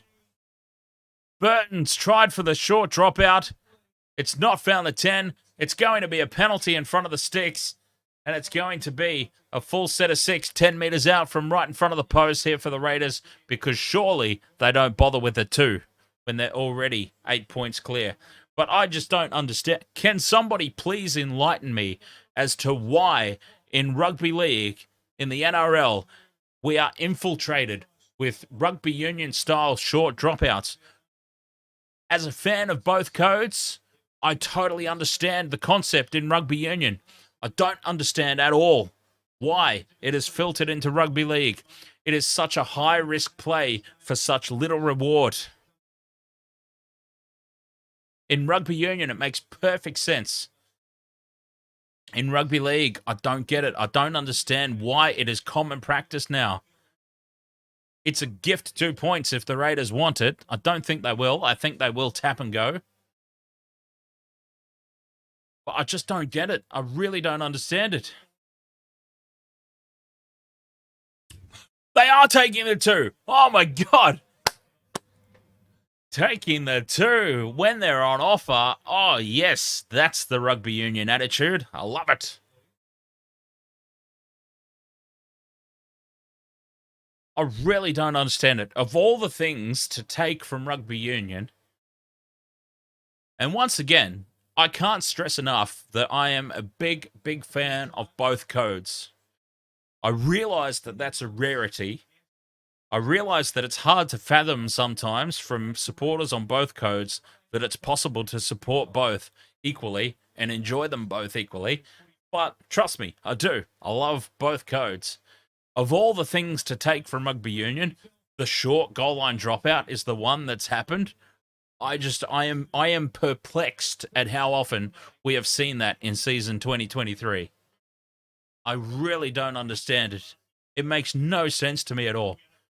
If I'm a coach and one of my players is doing a short dropout, unless the game is pretty much like we need a big swing and inside the last 10 minutes, they don't need a big... With the time left on the clock, they don't need a big swing.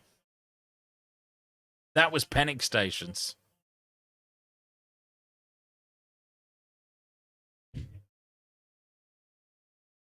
Surely you don't do... Surely it's not even in the finals. It's a short kickoff now, and the Raiders come away with it. And it's been touched out by the Bulldogs. We've got a whistle. Something's happened here. It'll be very interesting to see what. Knock on Bulldogs, I'm assuming. Okay, 10 minutes is an eternity in rugby league.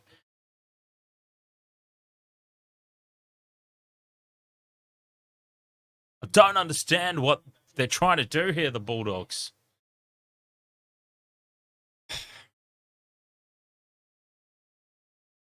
I just can't understand it. I can't process this through my brain as to what they're doing.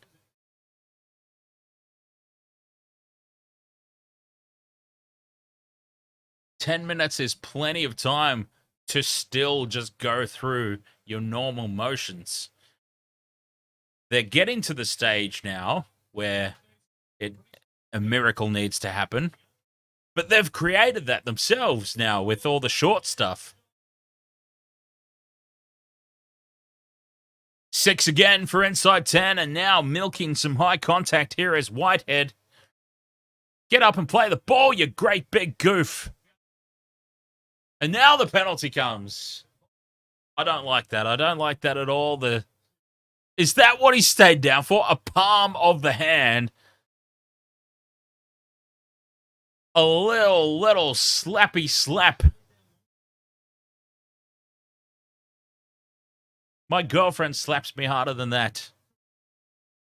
Don't ask.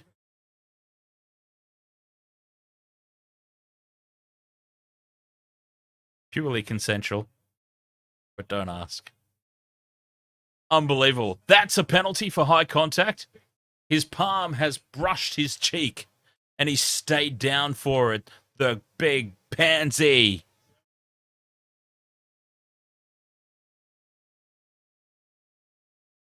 Bring back the Canberra Milk sponsorship. Bring it back. Bring it back.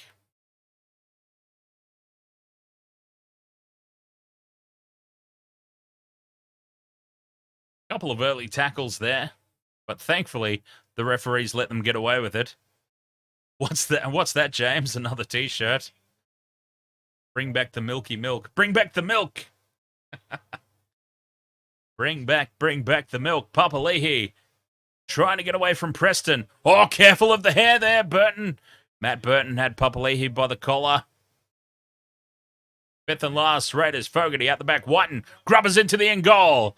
And it's covered up by the Bulldogs. And it's going to be a penalty to the Bulldogs.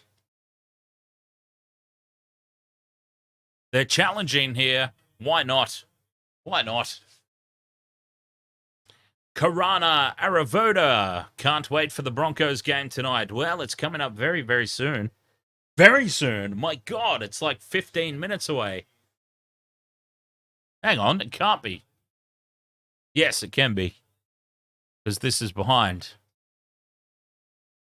That's good.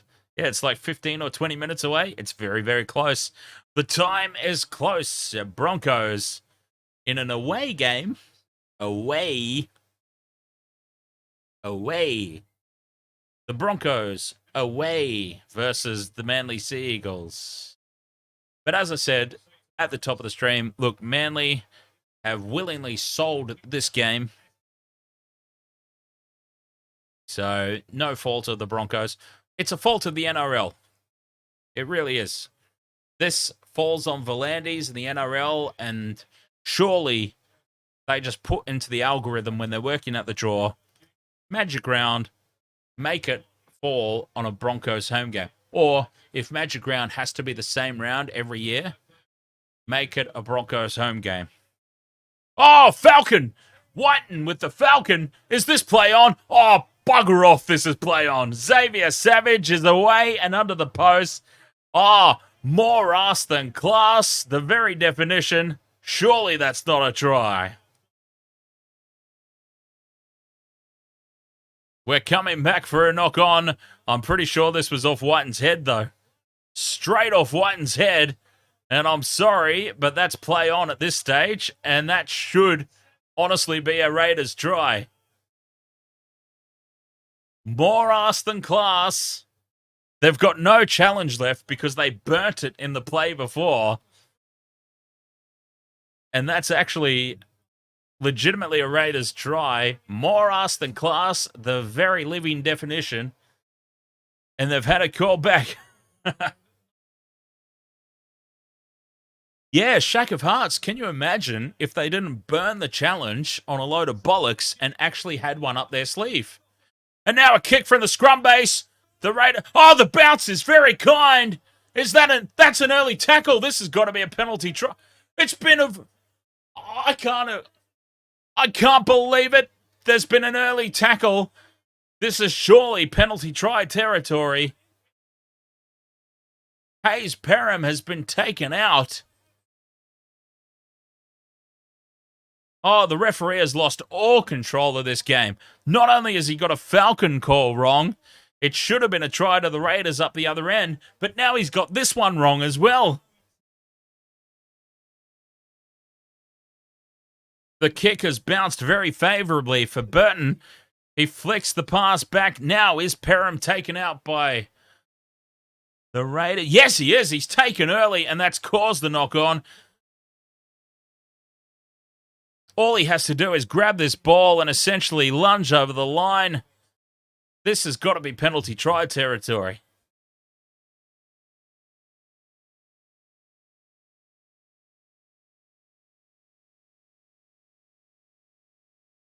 Penalty try. It's game back on.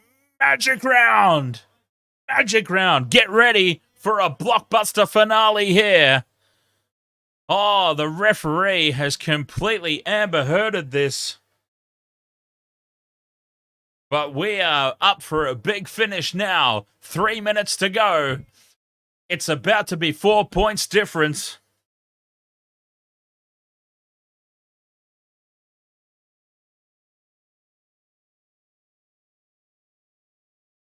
UFC Only Fam says back in me high school days. Oh, back in school days. Not necessarily high school. Some dude punted it right into my head and it clean knocked me out. Oh, there's actually we should watch this at halftime, actually. The top 10 Falcons. This was a thing that was on Fox Sports a while ago. We should watch that at the halftime break. Let's do it. Top 10 Falcons. Matt Burton from right in front to make it a 4-point ball game. The referee has lost all control of this game. 2.5 minutes to go. 4 points the difference.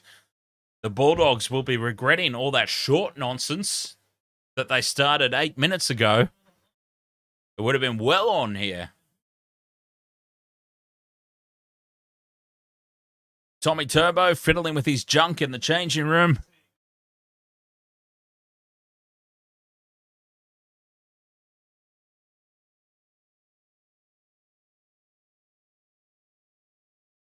The Raiders very, very slow to bring this back to the halfway line. And there's the Fox.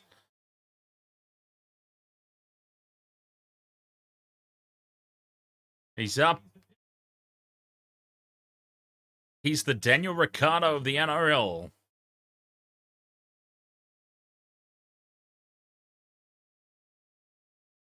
I don't know what that means. I really don't. Because Daniel Ricciardo has never been the fastest Formula One driver.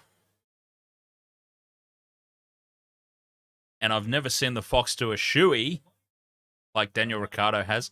So I really don't know what the comparisons were there from the Fox Sports commentary crew. But I'll leave that with them. Gamer Mel, ahoy! How are you?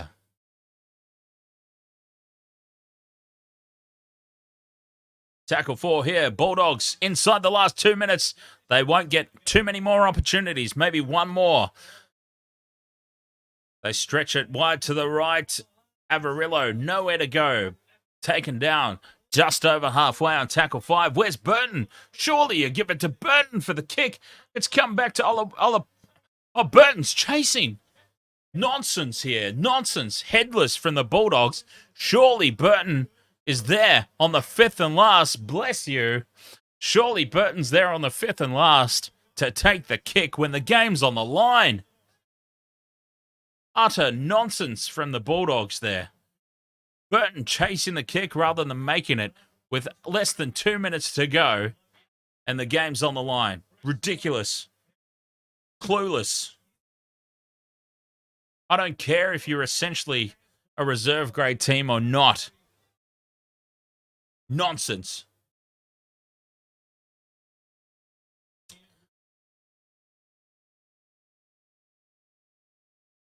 Gamer Mel, you're doing good, hey? You won a little money after 1 minute. So I'm going to assume that you had Jordan Rapiner, anytime try scorer. As Fogarty steps, goes through the gap, puts the kick through, and the Bulldogs get it all tangled up in each other. And it comes down for Hudson Young. Hudson Young has ended up with the ball. Is that the game? It's going up as no try. How has that ball spilt out the back?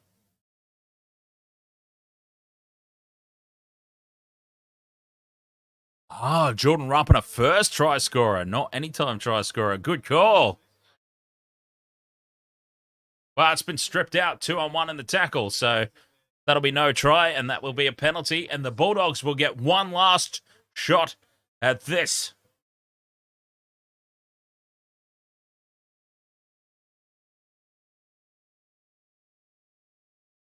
Burton is going to thump this into touch as far as he can.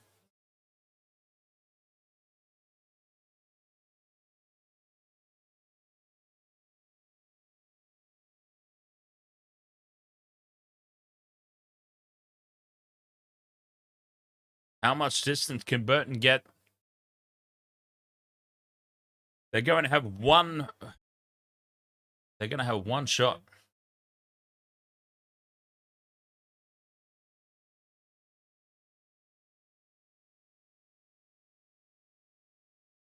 Oh, Chris is off for a HIA. That's his night done with 14 seconds to go.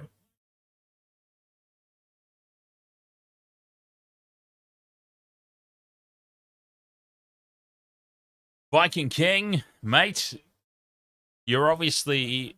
I totally understand that you're obviously very happy about the win, but geez, I wouldn't be labeling the Bulldogs as pretenders when they've put in this performance for the second week in a row with $7 million worth of salary cap out injured on the sideline. Honestly, I don't want to take away from your excitement of the victory, Viking King, but I'd be concerned that the Raiders only managed a 4-point victory in this scenario. As Burton puts the ball high, this will be the last play of the game, and the Raiders take it. Rapiner, Mr. Reliable, Jordan Rapiner.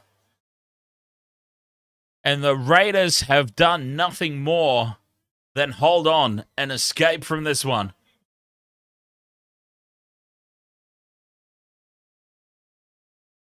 They've done nothing more than hold on. 34 points to 30.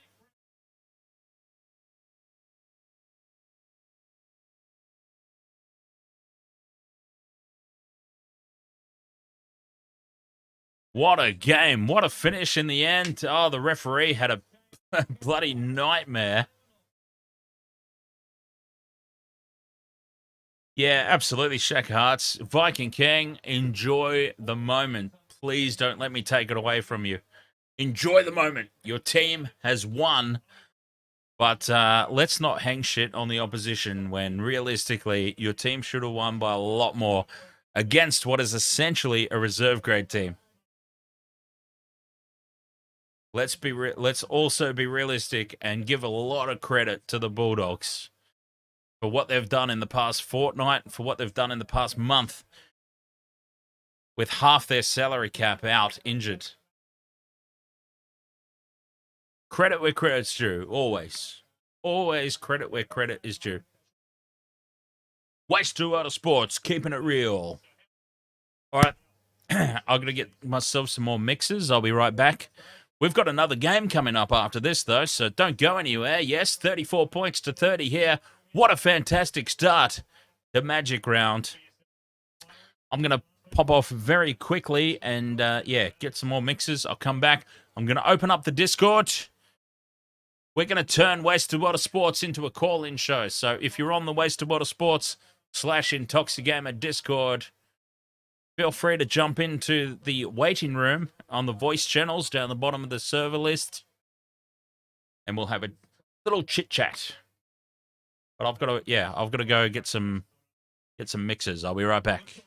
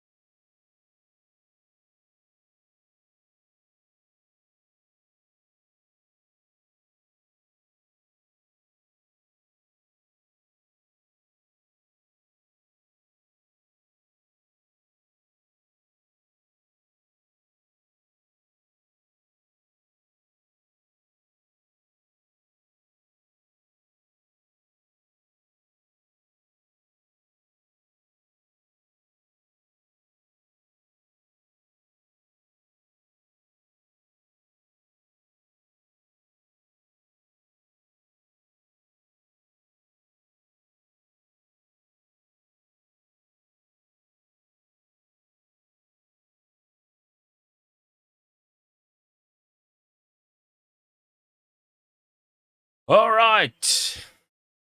Okay, that was loud. I apologize.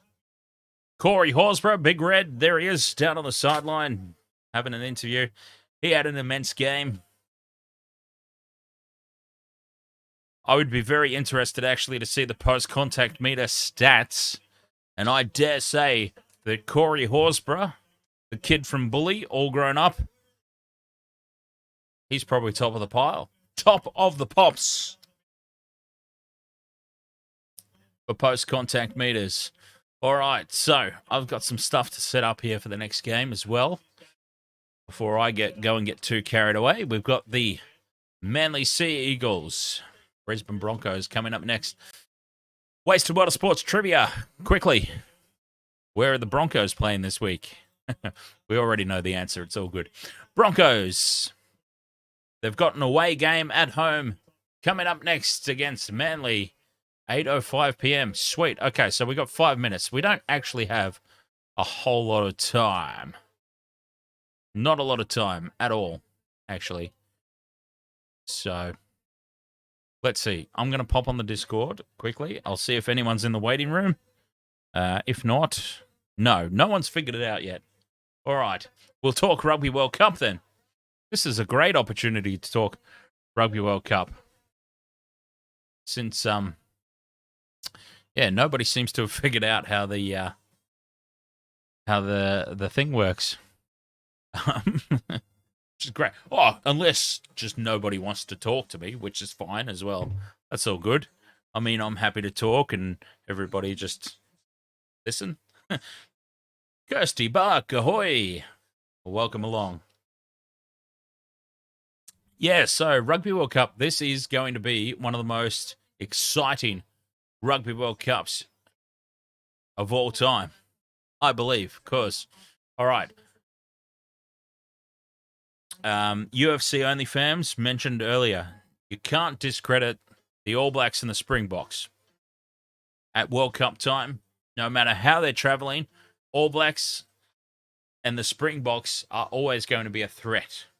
The Springboks, that tight, hard-fought, forward-oriented game that the Springboks play, they're always going to be there or thereabouts. Ireland, top of the world rankings at the moment. I don't think that they're as far along as I personally felt they would be like a few years ago at the start of this World Cup cycle. The very, very beginning of this World Cup cycle, I thought Ireland well and truly on top. They've broken the shackles of the All Blacks hoodoo. They beat the All Blacks quite regularly now. So I really did think Ireland were far and away. But then they've kind of had a little bit of a mixed bag of results over the past couple of years. But they are top of the world rankings. They would have to be going in with a lot of confidence. France have been building and they have maintained second position on the world rankings. That to me is terrifying. As an All Black supporter, absolutely terrifying with where France are sitting at the moment, because they've essentially done it with a junior team as well. Let's not forget that like three or so years ago, a couple of years ago at least, 2 or 3 years ago, they brought essentially their under-21 team to Australia, and their under-21 team came within the hair of a bee's nut away from sweeping the series in a couple of games against the Wallabies on Australian soil. Now, you might think that beating the Wallabies is not necessarily a thing to brag about, and it's probably not. But when you've brought essentially a junior team over and you've nearly done it, that to me is something to be very proud of. The strength of French rugby at the moment is not something to turn a blind eye to. They will certainly be there or thereabouts when push comes to shove. Good win for the Raiders, says NRL with Braidon. I mean, geez. Depends on your definition of good, I suppose. I mean, they got the W. But, geez, it was far from convincing, wasn't it? Far from convincing. So, yeah, I'd have to say Ireland, France, All Blacks, Springboks.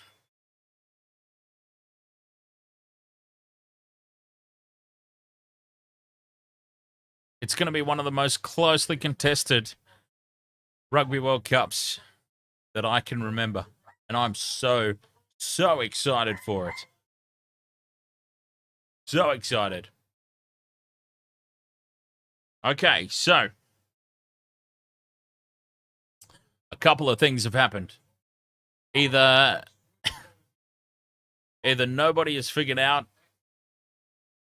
how the Discord works, or nobody wanted to talk to me.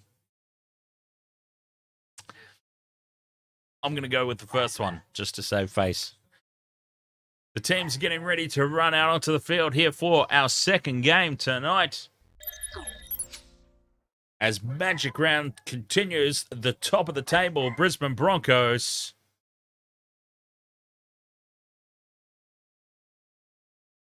coming out onto the field. It's an away game for them. Away game. It's an away game for the Broncos.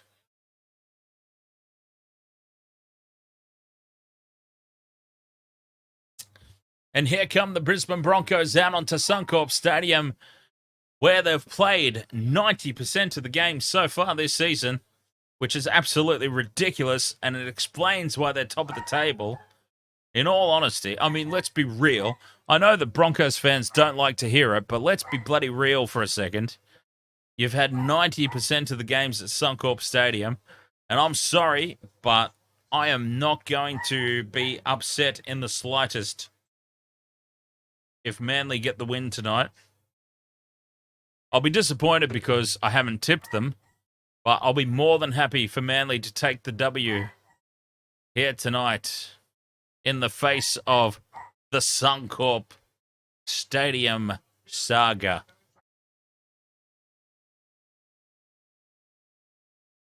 Actually, I wonder if it's too late for me to change my tip. I'm actually feeling very, very solid about Manly at the moment. Ooh.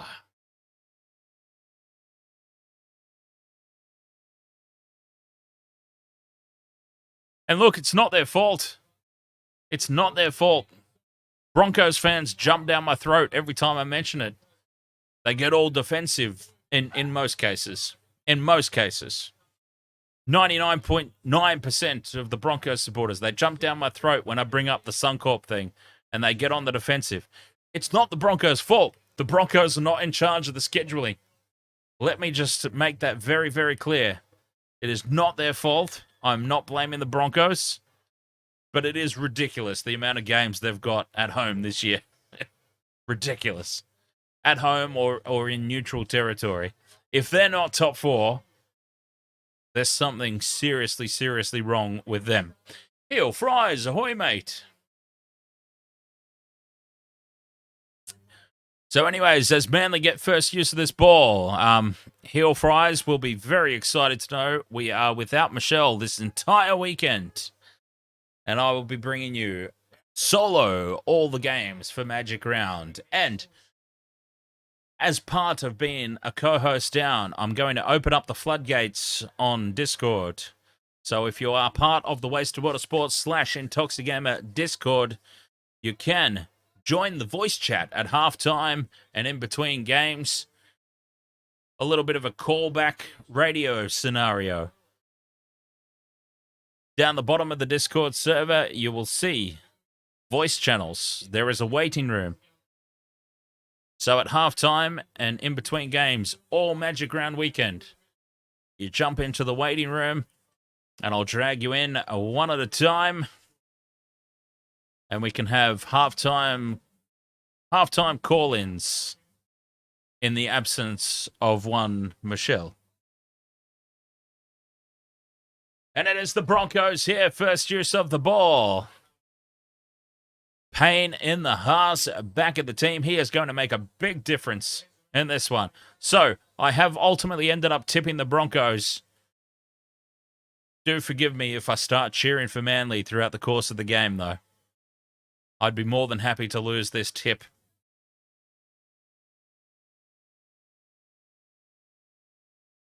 Oh, and that's a little bit of a high shot there from Carrigan. Gets away with it. There was probably no contact, to be fair.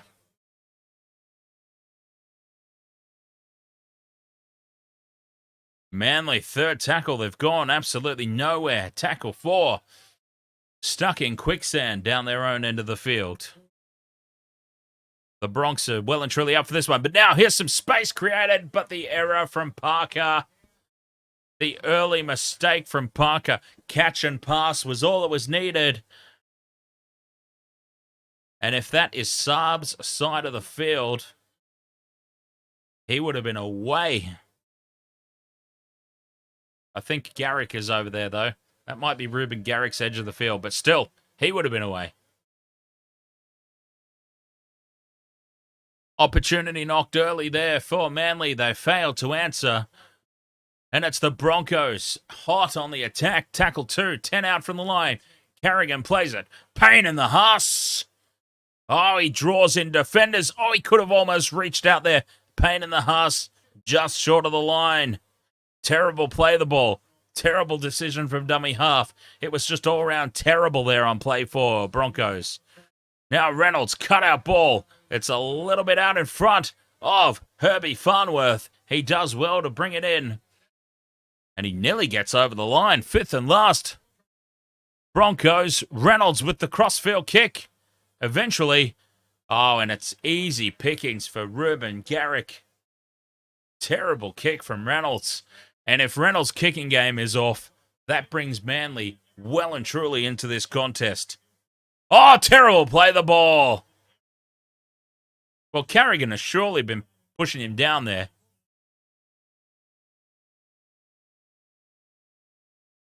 Oh, Lungy. Terrible play the ball. Let's see. Carrigan's all over him here as he tries to play that ball. Oh, that's a home crowd call, that one. Pat Carrigan was essentially teabagging the back of his head as he tried to play that ball, and it gets called an error. That's a homer call of all homer calls right there. But it benefits the Broncos. Ezra Mam out the back. Oh, Reece Walsh drops it cold, and then Saab tries to pounce on the loose ball. Well, it wasn't Saab, in fairness. It was Kohler, and he could not take advantage of that Reece Walsh mistake. And that is what I call justice. Justice from the rugby league gods right there. Because Broncos didn't even deserve that ball.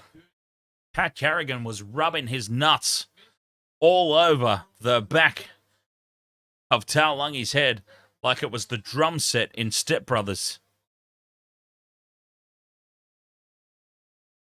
And there was no penalty. But they get the ball back now, Manly. Parker to Johns. Cutout pass now. Well, it wasn't a cutout pass, but you know what I mean. No, you don't know what I mean. I need to explain myself. Draw and pass. Put Garrick into space. Getting a little bit overexcited. But it was a great set play from the scrum, indeed. Drawing and passing again. Now the cutout pass. That one was definitely a cutout pass. And Saab frees up those big giraffe legs. And he's into open space. Oh, he's pulled down. He's put in a Boston Crab by Reece Walsh.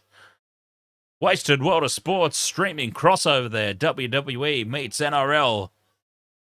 Rick the Model Martell by Reece Walsh. Boston Crab. And Manly are on the attack. Taulungi, fifth and last. They can get an attacking kick away. Oh, the kick is through. It's tapped down. Walsh knocks it on again. Walsh, his second touch of the ball. He's 2 for 2 with knock-ons.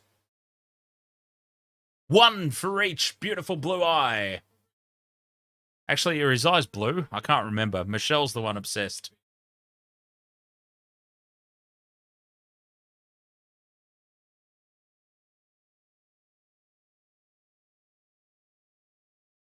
Reece Walsh has definitely got a case of the Butterfingers tonight, though. He's touched the ball twice. He's knocked it on twice.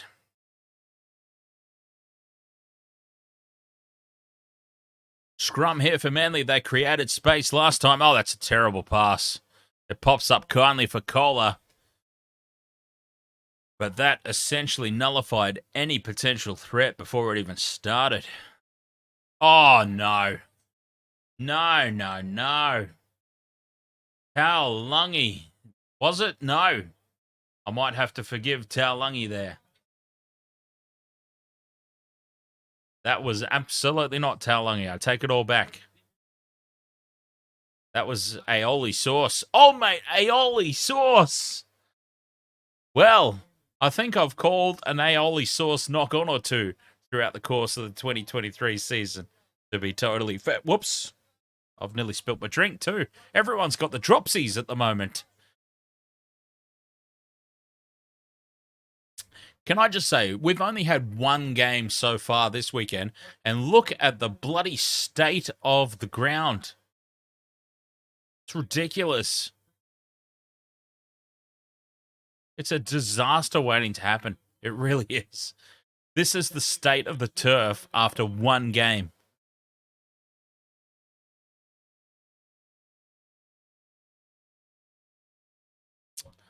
Flegler takes it up over halfway. Fifth and last here, Broncos. Back to Reynolds. Gets a better kick away this time. Testing kick. But, Tommy Turbo. Testing for anyone but Tommy Turbo, maybe. Oh, loose carry. Risky offload. Oh, it's called a knock-on. What? How is that called a knock-on? It's gone about 20,000 metres backwards. Unless it's popped out forward first. Let's have a look. Oh, yeah, it's... Oh, jeez. I'm not so sure about that. It was starting to squeeze out, but...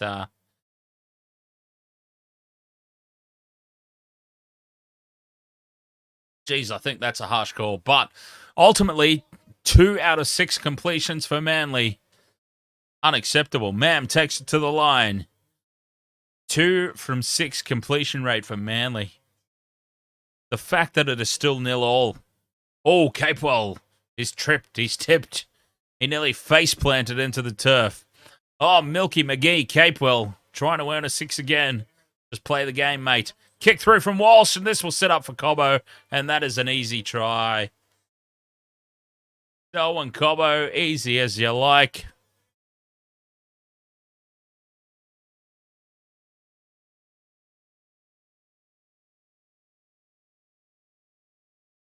I can't tell you for 100% certainty whether Reece Walsh actually held the ball or if he dropped it and in the process of dropping it decided to kick it.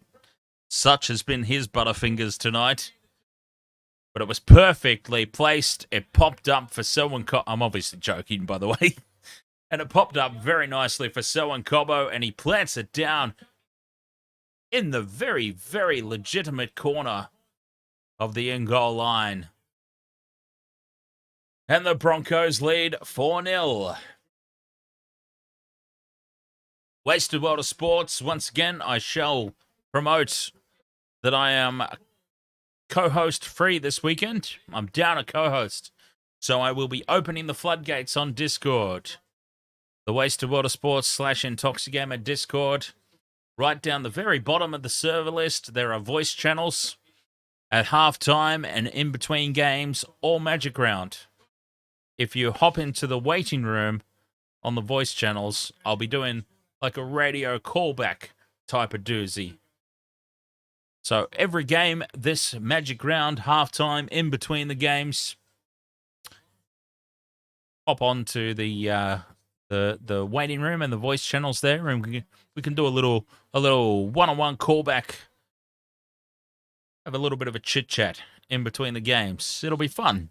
No one's done it yet, but it'll be fun. From the sideline, Katoni Staggs taking the goal kicking.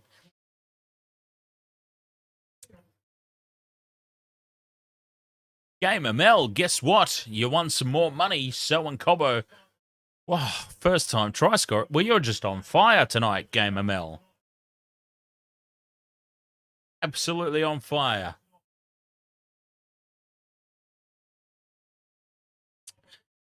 Drinks are on you next time, huh?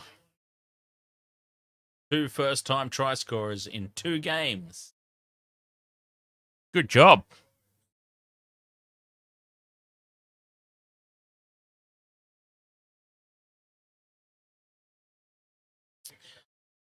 Oh, a short kickoff from Cherry Evans.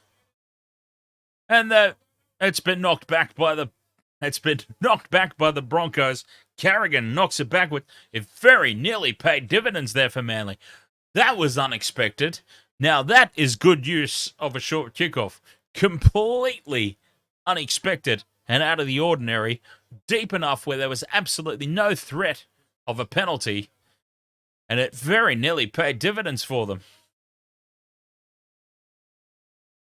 And they've backed their defense, and their defense is holding up at the moment. 5th and last.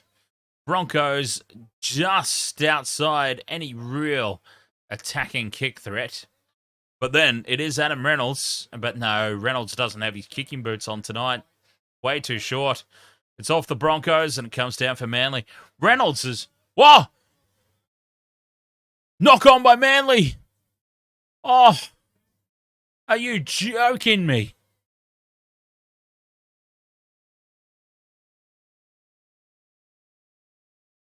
The second game, hang on, let's have a look at this on replay. Well, it's been knocked back into Parker's hand, and oh, geez, that's rough to call that forward.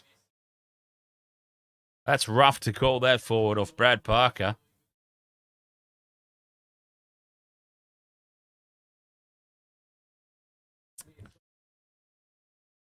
Geez, that could have gone either way. That's another 50-50 call in favour of the Bronx. And they get the scrum. Mam takes it to the line.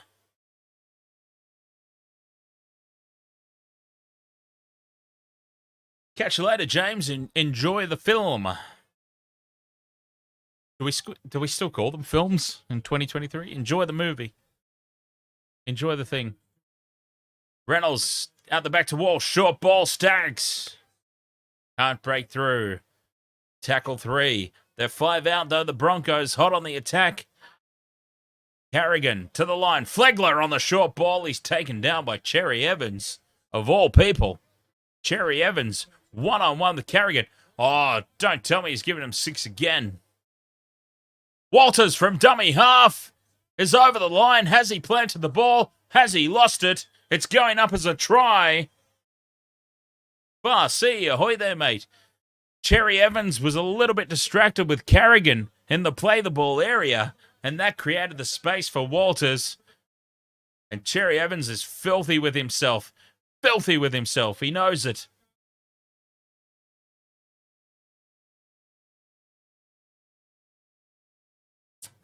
Cherry Evans got himself a bit distracted. Walters with the try. 8 points to 0 Brisbane. And this will surely be converted.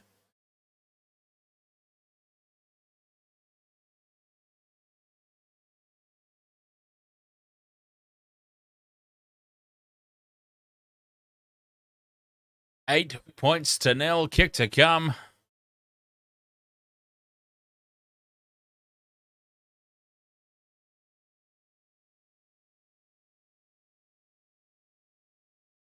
Manly just not completing.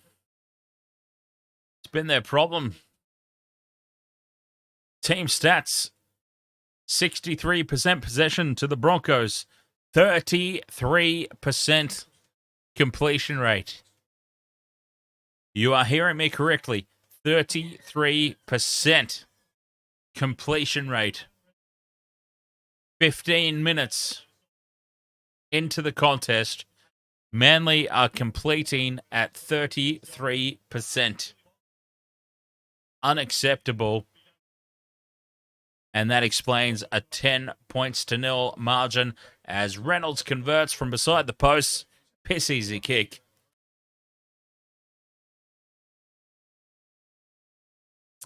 %33% Farsi. 33% completion rate after 15 minutes.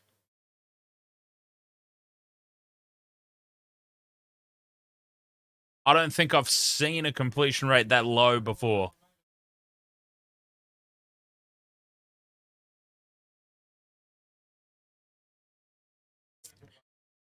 Broncos with the ball back. Tackle 2, 20 out from their own line. They go expansive. They go wide to the left. And Farnworth takes on the defense and loses. But they've got all the confidence. All the confidence in the world here. Broncos, Flegler, up over the 40. Carrigan, up to halfway. Oh, and he's bumped backwards. Solid defense, but post-contact meters just over halfway. Fifth and last. Reynolds will put the ball high. That's a much better kick from Reynolds. No pressure on the kick chase, though. And Tommy Turbo, easy as you like. Mickey Official says, is there any rugby video games? Absolutely there is. It's funny thing that you say that. I've actually been considering, I've been thinking about ways to incorporate all my YouTube channels together. Because obviously I've got this is my priority now, Wasted Water Sports, the live streaming of the sports commentary, but I've also got a gaming channel. I'm thinking about ways to cross them over better, and maybe sports games is the way to do it. There's plenty of rugby games that we could do. Management simulation games, actual rugby games, arcade style mobile games. There's so much stuff that we could do. Rugby league, rugby union, sports related, so much potential. So maybe that's what I do moving forward.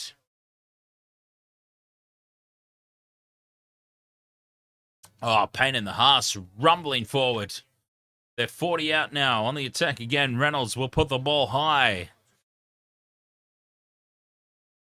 Parker takes it, gets away from one. Takes it up outside the 10. Saab, getting those. And here's a penalty. Offside, they're inside the 10 here, the Broncos. And a very relieving penalty for Manly. Boy, did they need that. They just need to get to the end of set as well.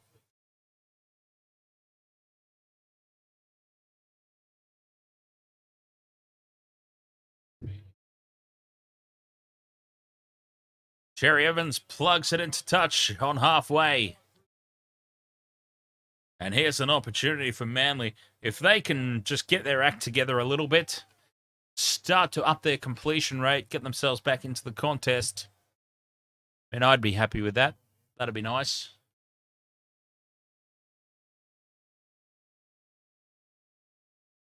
Cherry Evans to the line to Johns. Great ball to Turbo. Slightly forward there to Parker, I thought, but they get away with it. The camera angle was not the best for judging forward passes, to be fair. 6 again for a ruck infringement. Taulungi takes it forward. They're 10 metres out now on tackle 1. Manly, this is their opportunity to really make a statement and swing momentum in this game. Tackle 2, a metre out from the line. Sloppy play the ball, but Aioli Sauce takes it forward. Aioli Sauce. Oh, he's driven backwards.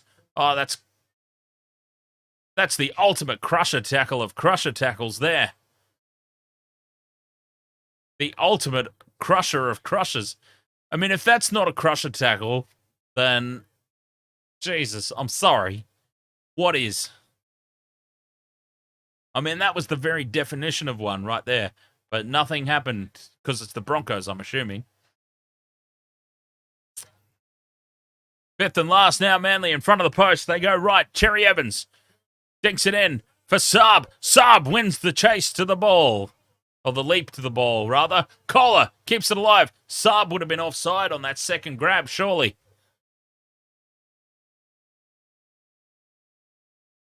But it's a knock on, Manly.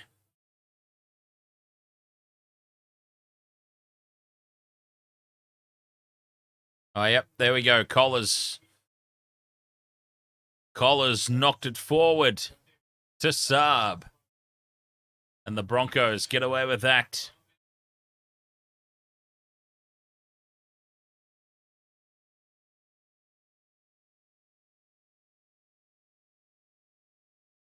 Oh, let's not forget that at halftime, let's watch the biggest Falcons. I think we were supposed to watch it in between games, actually, because the Falcon was in the Raiders game, and we didn't have enough time. Yeah, let's do that at halftime in this game. If nobody's going to join the call in, let's watch the top 10 biggest Falcons at halftime in this one. I'm going to make a note for myself so I don't forget. All right, here is a note for myself. Halftime, this game. If there's no callers, if there's nobody joining the Discord, call in.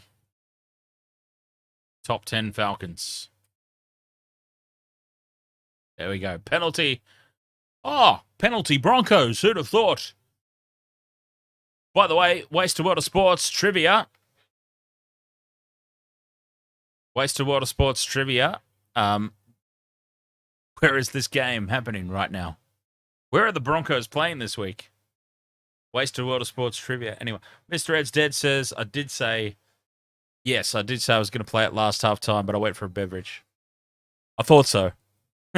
As soon as I said that, I thought, hang on, I'm pretty sure that was last game. But that's okay. We can make it this game. As Reece Walsh ducks away from the tackles, it's played up by Tommy Turbo. It's 6 again for the Broncos as Katoni Staggs is taken on tackle 1, 5 metres out from the line. Really? I won't be looking for that. Jeez, that's barely worth my time. Mam to the line, to Capewell out the back. He does shrug away from one. And Capewell does a little flip-de-doo. A metre out from the line. Ezra Mam takes on the line on his own. What was he thinking? Carrigan out the back to Reynolds. Reynolds takes it to the line. Walsh, can pass? Selwyn Cobbo looking for a double. Oh, it's try time. Selwyn Cobbo. Too big, too strong, that close to the line. Broncos 14-0. Kick to come from out wide. Selwyn Cobbo. Really?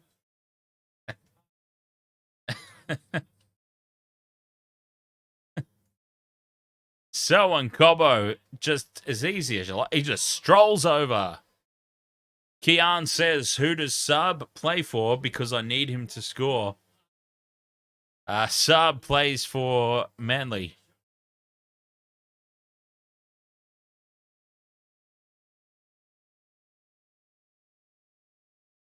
Jason Saab is the big giraffe-looking guy on the wing, number 2 for Manly.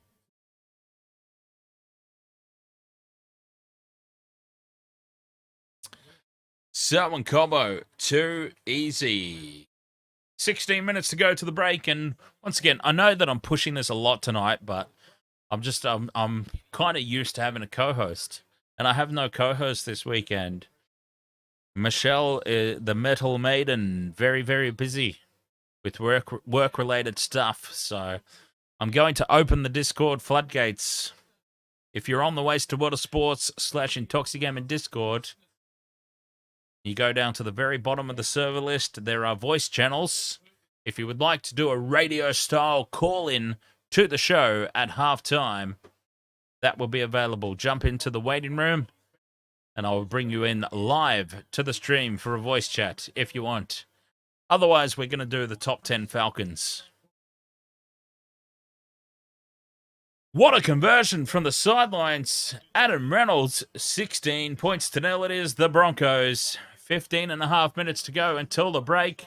Manly are their own worst enemies at the moment. I'm not going to lie, the Broncos have been getting some calls, but Manly still creating their own demise here. They are not playing well at all. Definitely missing Gerbo up the middle. Let's be totally honest about that. Manly are missing the Gerbo influence up the middle of the field.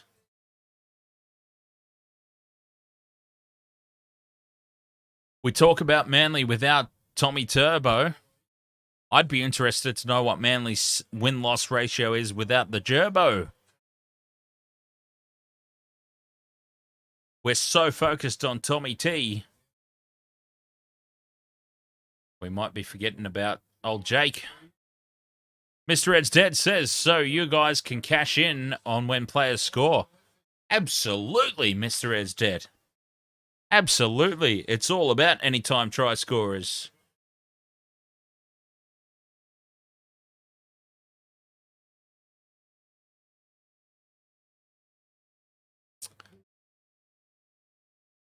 A kick on the fourth tackle. This time, Broncos changing it up. Tommy Turbo, the aforementioned Tommy Turbo, bringing the ball back for Manly. They've got a lot of work to do here. 16 points down. Certainly not time to throw in the towel, but, geez, they're looking a bit dead here, Manly. They're all bunched up. You could throw a blanket over them in attack, as they say. Aioli sauce. Oh, here's a good run. Oh, who is that? It's Bullymore. Ethan Bullymore. What a... he's obviously fresh on the field.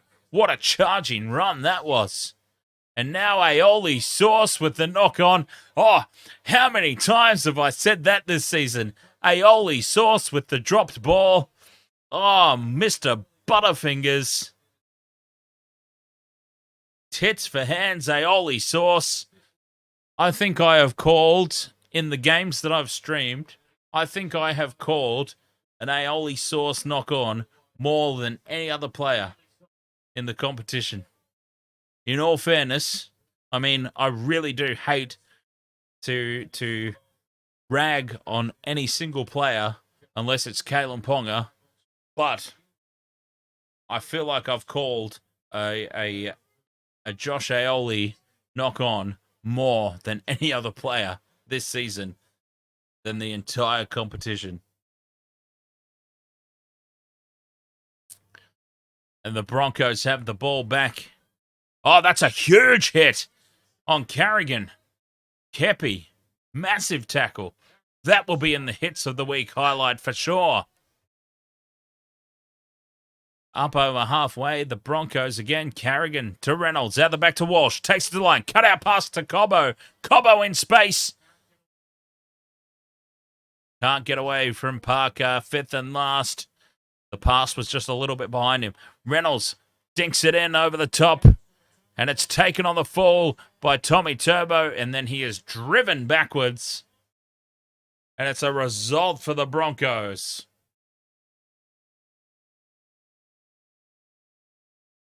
Holy hell. C bringing in the retro names. Lee Odenryan. Now, Lee Odenryan, there is a name that I have not heard for years. My God. Talk about a throwback. Lee Odenryan.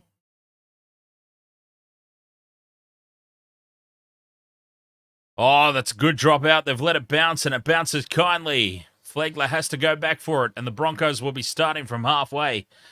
Farsi says corn on the cobbo. I like it. I love it, actually. Fantastic. We've got pain in the Haas. Speak of the devil. There is pain in the Haas. Pain in the Haas. Corn on the cobbo. I love it. Flows off the tongue nicely.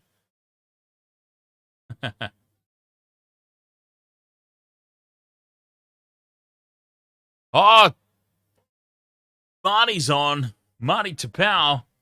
Although I'm starting to understand that Tapau's not how you pronounce his name. Walsh gets away from one. Runs out of space. Passes it back to Payne in the Haas. Haas takes on Cherry Evans twice. He shrugs him off twice. And he's eventually taken down. Fifth and last Broncos. 10 out from the line. They go to the right. Reynolds. Dummies inside, goes outside. That's a mile forward. Oh, Reece Walsh is unhappy. I don't know why, because that is so far forward, it could have been the NFL. Well, maybe he wasn't unhappy. Maybe he was just frustrated. But yeah, passes don't get much more forward than that, Reece, I've got to tell you.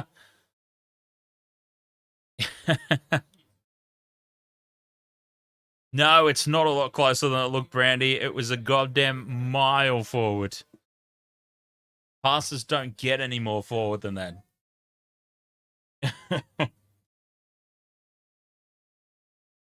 16 points to nil, the Broncos.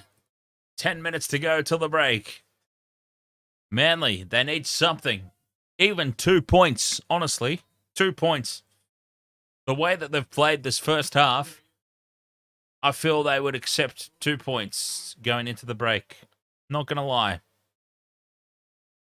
Cherry Evans to the line. Passes it off now to Olakau'atu. Olakau'atu's been quiet. If he started the game, he's been very goddamn quiet because that's the first time I've called his name. Fifth and last, Cherry Evans puts it high. They let it bounce to the Broncos. And Cobbo's back to regather the ball, bring it out 10 metres out from the Broncos' own line. Walnut Hills, ahoy. How you doing tonight, mate? Are you ready for Magic Round? There's already been one exciting game to kick things off, and hopefully Manly can get their act together and make this one an exciting contest as well.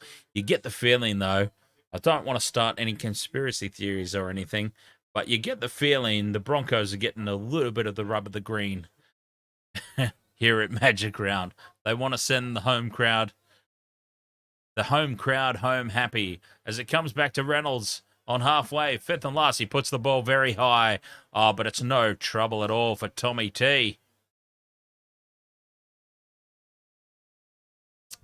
Quite a few questionable calls in that game. I feel like the last 10 minutes, Walnut Hills, and it wasn't for or against one team or the other. I feel like the referee just completely lost all sense of control over the match. Like, would you agree? I don't think it was favouring one team or the other. The referee just completely forgot how to referee a game of footy in that last 10 minutes. I mean, there was just wrong call after wrong call as Manly, they break through, but then a risky offload goes to nobody, and the Broncos dive on it. Oh, they were doing all the right things there. Tawalungi, I believe it was, he got himself through the gap. All he had to do was hit the offload, and the Broncos come away with it again. Capewell takes it into contact. Manly have had an absolute nightmare of a first half here. I mean, things couldn't have gone really too much worse for Manly than they have in this first half. Reece Walsh to the line. Dummies, goes on his own. He's brought down in a two-man tackle. Fifth and last, 20 out. Big open side to the right. Reynolds from just to the left of the post. High crossfield kick. Cobbo's involved again. He's up. He grabs it. Loses it backwards. And Parker is there to swoop on the loose ball. 7 minutes to go to the... Selwyn Cobbo just looks so... I can't believe that Sour Candy is a sponsor. I mean, I'm sorry to get distracted by that. But Sour Candy actually have the money to advertise on the signage at Suncorp Stadium on Magic Round. I am stunned by that. Absolutely stunned. And now a forward pass from dummy half by Manly, just compounding their errors in the first half. 15 minutes of the game had gone by and they were 33% completion rate. I can tell you right now that with 6.5 minutes to go, they have only improved to 37% completion rate. Or 50% now. 50% now. It's just updated. 7 from 14 completions. 50% completion rate going into half-time. They deserve to be behind by 16 points, if not more, at the end of this set. We'll see what the Bronco... Well, that's forward too. That's forward as well, if the other one was. Oh, that's a homer call. Woodsy's on, by the way. Aaron Woods on the field. I'm sorry, but if the Manly one was forward, so was that. I mean, we've got to be consistent. You can't just not call that because the Broncos are the home team. I mean, let's be real here. Let's be honest and unbiased. If Manly's one was forward, so was that, and it wasn't called. Because the Broncos are the home team. Jan says Manly better pick up. Bloody hell, they better. They go to the left. Mam takes it to the line. Capewell, the pass to Jesse Arthurs in open space. And more pain is inflicted on Manly before the halftime break. 20 points to 0. The kick to come, and it's another try out wide. Broncos have just been stretching the Manly defence at will. Great pass from Kurt Capewell. Kurtis Capewell. Catch and pass. Beautiful. Arthurs for the corner. Easy done. Terrence Buggy. Ahoy there, mate. Broncos absolutely rolling at the moment. 4.5 minutes to go to the break. A big conversion from the sideline coming up. Adam Reynolds. I'll be right back.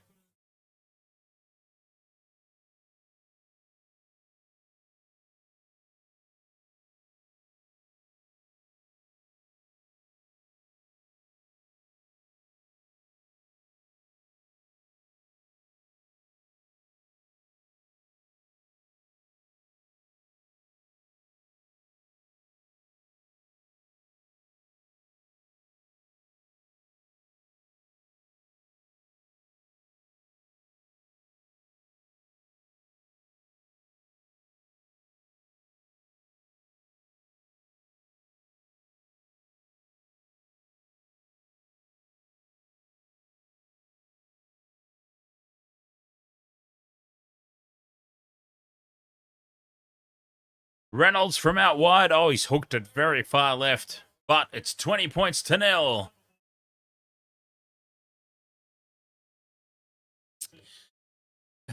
Michelle, ahoy there. Just checking in to see that Heel Fries isn't missing you too much.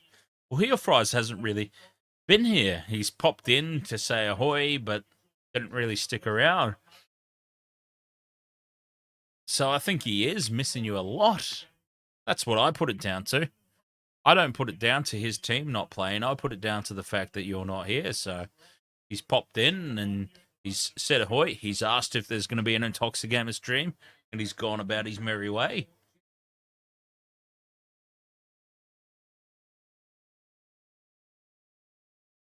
Dorsey Tapia says, go the Broncos.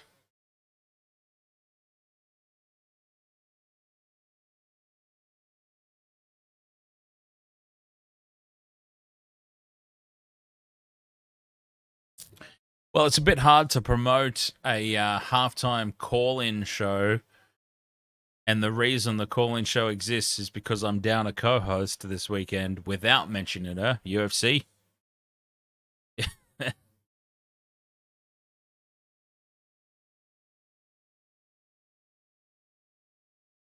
In all fairness, it's a bit hard to do. Fifth and last, Broncos. Can they inflict more pain before halftime? Reynolds puts it high. Garrick is there to take it.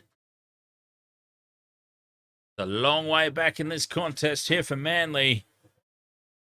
They just need to get to the sheds at halftime, have a good chat, and figure out what the hell they're going to do. Well, first and foremost, they need to improve their completion rate. That'll be first cab off the rank for them. Improve the completion rate. The rest of the game will theoretically follow.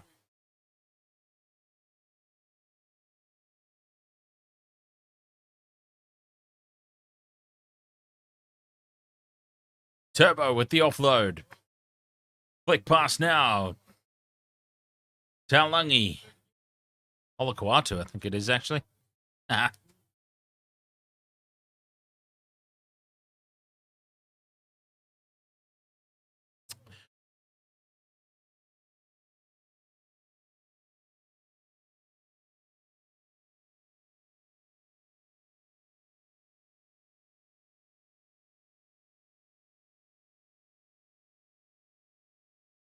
Minute and a half to go until halftime. So, remember, at halftime, Waste of Water Sports / Intoxigamer Discord, we're going to be taking call-ins. We're going to turn this into a little bit of a callback show for the Magic Round weekend.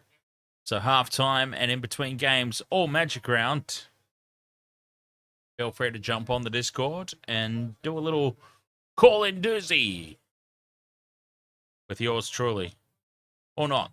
If it doesn't happen, we've got something lined up. Don't you worry. We're going to be doing top 10 Falcons during the halftime break. Oh, and there's a kick from Reynolds. Gone over everybody's head. And into touch. In goal. 7 tackle set for Manly. 30 seconds to go till the break. Inconsequential. And Manly, they've got it all to do in the second half.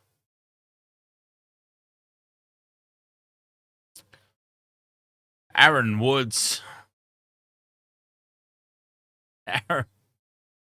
Aaron Woods in another jumper. Can you believe it? 4 seconds to go to the break, and very lackluster end to the half.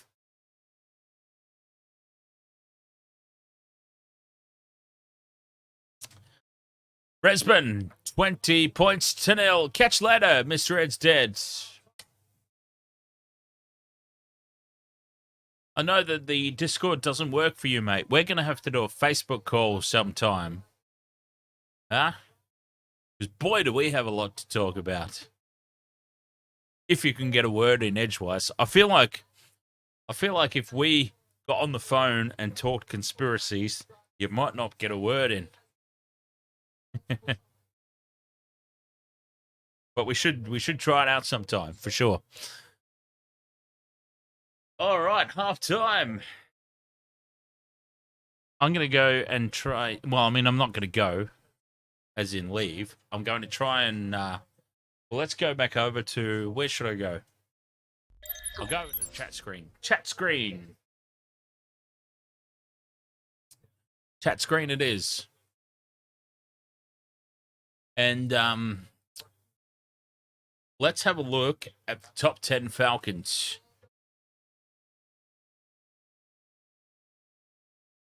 But if you would like to, we're going to do like a little bit of callback radio this weekend, Magic Round. And I know it's going to take a little bit of time to pick up steam. People need to get used to it because people aren't used to me offering this. But it's the thing that I'm offering this weekend. All through Magic Round, halftime in the games and in between games for the double/triple headers. Wasted Water Sports /Intoxigamer Discord. And if you're not part of the Discord and you would like to be, it's completely free to join. You can head on over there and join the Discord. If you go down to the very bottom of the server list, there are voice channels. In the voice channels, if you pop into the waiting room, I'll know that you're attempting to call in to the Wasted Water Sports show. And I'll bring you in live on the stream if you would like to have a little bit of a chit-chat. At halftime and in between games, all Magic Round, that's a thing that's happening. If it doesn't happen, it's all good. We'll have other stuff lined up, such as what I'm about to look up right now, and that is the top 10 Falcons, because we had, in that first game tonight, a very, very clear and blatant Falcon that happened off the face of Jack Whiten. The ball bounced. It should have been a try to the Canberra Raiders. It was not. But it did remind me of the top 10 rugby. Hang on, how do I find this? Top 10 rugby Falcons. Best Falcons of all time. There's aha! Wow, this was 9 years ago. I'm sure that there's been some updates since then. I'm sure there's probably been some updates since then. Oh, hang on. All right. Before we do the top 10, I actually have somebody. Somebody's in the waiting room. All right, let's see if this works.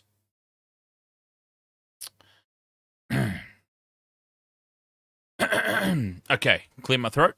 All right, Wasted Water Sports. Theoretically, this is going to work. Our very first ever caller in, the Dan Jam. You all right, buddy? How you doing? Oh, tell me that's working. Tell me you can hear him, chat room. How are you? So, Dan Jam, is your name Dan? It is. Oh my God, what a fantastic name. Yeah. You know, because that's my name. Blessed, my man, blessed. Because that's my name as well, of course. All right, everyone can hear you. Wow, all right. This is the very first... I couldn't let you just hang on there all on your lonesome, and I just had to do something. It was honestly starting to get awkward, wasn't it? I've been promoting it all night, and nobody had done it. It was getting to that point where it's like, I'm starting to look ridiculous. I know, it's just getting tragic. So thank you, thank you. Dans have got to look out for each other. That's it, my man. So, anyways, that was not an awkward silence. I was just taking a drink, by the way. And so you come to us from where, Dan? So I'm in Gloucester at the moment in the UK. Wow, very nice. And so you're following along with the NRL. You prefer the NRL to the Super League, or you just love the NRL as well? I've never really got into Super League. I'm a rugby man myself. Oh, nice. Well, you and I rugby city, but I've always had a love of rugby league. I remember watching it when I was a kid. It's like the Challenge Cup that you get on the TV here. Challenge Cup. Challenge Cup, you said. Yeah, the Challenge Cup. You know, the knockout rugby league competition here. Oh, okay. I didn't, to be honest, but there you go. All right, and that was always on the TV when I was a kid, so that's what I watched. And then, the Super League's generally on like pay-per-view, so I never really got into it. And then I was Really? down at a mate's place. You got to pay for Super League. Yeah, it's on subscription service. Ah, okay. Yeah. And then I was round at mate's place, really hungover one morning, and he stuck the TV on, and we started watching. I think it was the Titans. It was just this stadium with palm trees, and there was sea there, and I thought that looks amazing. Hang on, a stadium with palm trees. Does anyone? Yeah, I think it's the Titans Stadium. I think it's like the first time I properly watched NRL. Does anyone know the stadium with palm trees? That's fantastic. That actually that reminds me of the I think it's the Kansas City. It might be the Kansas City Royals in baseball. I'm going on to baseball talk. They've got the big fountain in center field. Anyway, doesn't matter.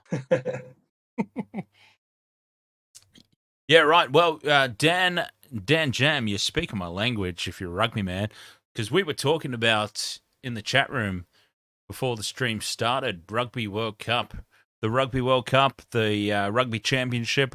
We will be covering all the action here on Ways to World of Sports, and I feel like this is probably going to be the closest fought, most openly contested Rugby World Cup potentially ever. Yeah, it's going to be really tight. I think you're looking at either Ireland or France, to be honest. Ireland playing some really quality rugby, and even when they do look like they're in trouble, they manage just to power through. It's really quite impressive. I thought they were good for the Grand Slam. Top of the world rankings too. Let's not forget.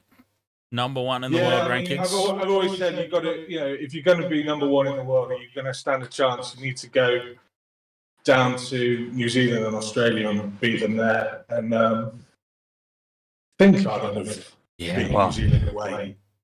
Australia are in a little bit of an abyss. Australia's not so much, not so much now, which is a bit of a shame. But you just can't run off the box. That's it. 100%. I think. I can't see it. I mean, Eddie Jones. I'm quite a fan of Eddie Jones now. Actually, absolutely. Eddie Jones is when he was the Australia coach. I couldn't stand him. I thought he was a whiny little. Oh well, he was. But that was part of his whole shtick was being a whiny little so and so. Yeah, but it's like when he took Japan into the World Cup and they beat. Oh, that win against South Africa was just amazing. I just had no more time for it now. Oh, mate, I tell you what, I mean, I've got a soft spot for Japan in the rugby. Not necessarily a fan of South Africa because I find that their style of play is very boring to me. Yeah, I appreciate it for what it is, but I find it very lethargic, very boring. So I was cheering on Japan. The emotion around that stadium, I actually didn't even necessarily have a horse in the race, a dog in the fight, however you want to say it, but the emotion when Japan went over in the last minute in injury time, I think it even was, for that try, and they cut to the spectators in the stand, and they were crying. You get a little choked up, you get a little emotional just being part, because even if you don't support either team, you are part of history. Yeah. And I got a little choked up. I was starting to get a little bit teary-eyed myself. Yeah, because you're wondering, through the whole game, are they going to do it? Are they going to do it? It looks like they're not going to do it. And then for them to snatch it, it was just. It's really difficult to remember, games that do make you feel like that. Whether that's in either codes of the game. If Kian is still there in the chat room, there's another game that made me feel that way. I can't remember what year it was, but it was the I don't think Ireland had. No, they hadn't. Ireland had not exerted the recent dominance over the All Blacks that they had, but they were getting there. They were building to that point. And they had the All Blacks beat, and it was down to the last 5 minutes. We got into injury time. I think it was Dane Cole's offload to Ryan Crotty. And Ryan Crotty goes over and scores in injury time to steal the win away from Ireland. There was still the conversion required from the sideline. Yeah. I remember that time especially because in the commentary box you could actually hear because it was home time. It was over there. It was in Ireland, and you could hear the home commentators. Like one of them, I don't know which one it was. You could hear the smash. You could hear him throwing his headset down when Ryan Crotty went over to score the try. Ryan Crotty's over, and then you just hear in the background. Like, that's hilarious. I will always remember that. Not just for the excitement of the game, but for the smash of the headset in the background. I tell you, the Ireland-New Zealand game that stood out for me was when Ireland first beat them. I think it was over years ago when they played in Chicago. Chicago, yeah. And they had the Irish players. One of their coaches had died. I think he was a coach for months. I can't remember what his name was now, but I mean, it was real emotional game. Is that right? Oh, geez, I didn't know that. For an American crowd as well to get really, caught up in it as well. It just really made it for me. Yeah, I actually missed that game. At the time, because I remember when it happened, I woke up and I got the alerts. Like, oh, wow, history. I remember telling my dad, I told my dad straight away, I'm like, oh, wow, we missed history. Because Ireland, they were threatening for so long. They were so close for so long. Boy, did they deserve it. It's been really impressive for Ireland because, I mean, they've managed to maintain, real quality sides ever since like the early 2000s. I mean, 2003, you had the Grand Slam playoff against England. But, I mean, England have, dropped considerably since then. And Ireland have managed to maintain it and just, steadily build upon that, year after year. And now they're finally coming to come good. So, I mean, it's been really, really impressive to see. So would you say Eddie Jones? I think Eddie Jones is like a 1.5 to maybe maximum 3-year coach. Like Eddie Jones is the guy you bring in to get your house in order. Yeah. But you say thank you and you send him on his way. We're sorry to see Eddie Jones leave England, but I mean, from what you're saying, he probably outstayed is not usefulness, but you know what I mean. Yeah, absolutely. I think he's starting to run out of ideas with England. I mean, it'd be interesting to see the impact that he's going to have on the NRL. I mean, how many players he's going to try and sign. I mean, you had the thing a couple of weeks ago with Suolihi. I think that's only going to increase over the next couple of years. Absolutely. Dan Jam, thank you so much. It is. We're back underway for the second half. I very much appreciate you jumping on and having a chat to you. Yeah, fantastic. You've saved the day. You've saved the Waste of Water Sports call-in because it was just need to be wasted now. Go do it. All right, my man. Thank you very much. All right, take it easy. Catch you next time. All right, bye. All right, I'm going to jump on to Discord, get that back happening over there on the room for the Discord. All right, so we are back underway. Second half of action. Starstream, ahoy there. I can't help but notice you. Can't help but notice you over there, Starstream. And how are you going? All right, second half of action is underway. Manly have got it all to do. They've got an early penalty here, and this will be a very good help. Well, they could have put the ball into touch a bit further up than that. Jeez. A very relieving penalty, and they barely made it 10 metres upfield. But still, this is what they needed. Front football. They need to come out and start this second half with an absolute hiss and a roar. Olakuatu tries to break away from the defence. Oh, he makes some great post-contact. 20 metres out now on tackle 4. Big open side to the left. Woods. Oh, the play's going to die with him for sure. Oh, jeez, there it is. Oh, God bless him. I would love to do a stream with Aaron Woods. I'm not going to lie. I think it'd be fun. But I don't know what that says about him. I feel like that says that he probably should be hanging out with me doing live streams and not playing footy still. Offload backwards to Walsh. It's a bit sloppy. He fires a huge cutout pass to Selwyn Cobbo. But they've wrapped him up this time. I'm doing very well, Starstream. It's so nice to see you again. Who's your caddy? Fantastic. Hey! Wait a minute.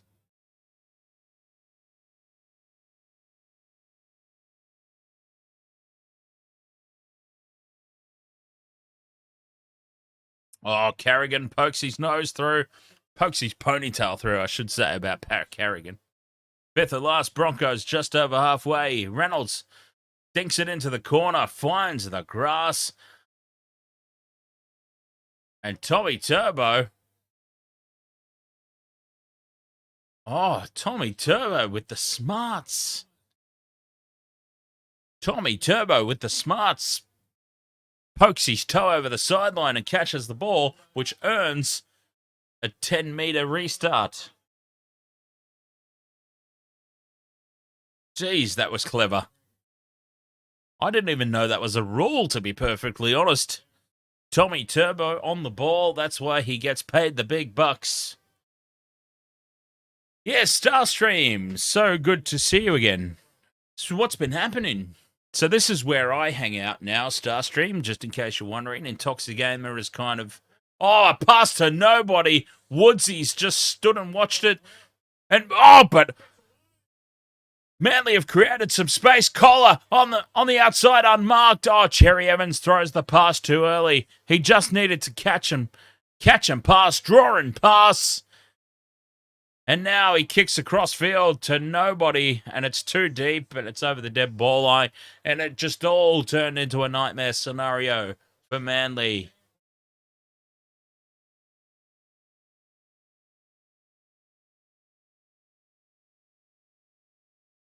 Oh, Starstream, this is a completely new crowd. So just so everyone's aware, Starstream was/is, because she is still. Now, Starstream from America, so probably doesn't even know what this sport is that we're watching right now, but or reacting to, commentating on. Starstream, very long time subscriber of my gaming channel, an administrator over there on my gaming channel. Been a long time since I've seen her, and it's very good to see her once again. Over here on the sports channel, this is where I hang out most of the time now, Starstream. I do probably, I want to say at least 4 streams a week on this channel. Now, this is my primary focus. Just so you're aware. Oh, Mr. Ed's dead. There you go. There's a familiar name. That should be a familiar name for you, Starstream.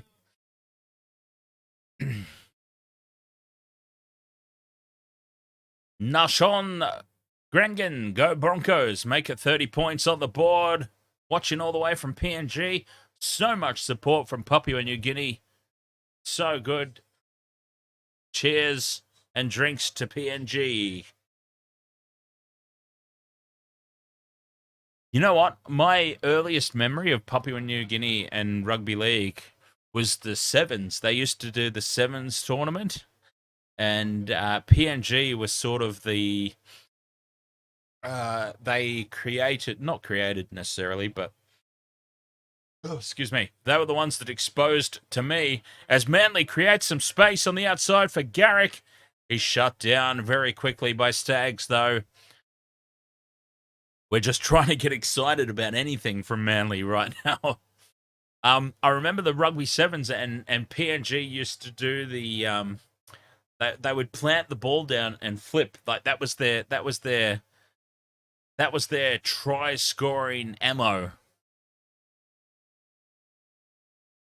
That was their trademark try in the Sevens, was the plant the ball and flip as they scored. Their claim to fame.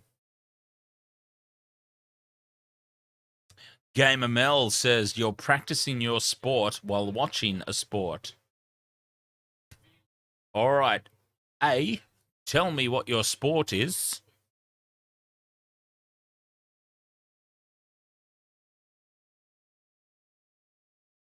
Well, there's only an A. Because I'm assuming if you tell me what your sport is, I'm going to know how you're practicing it. Fifth and last, Broncos put the ball high. No pressure there on Tommy Turbo. But they were swarmed on him as soon as he caught the ball. Manly, boy, have they got it all to do. I'm kind of glad that I didn't change my tip.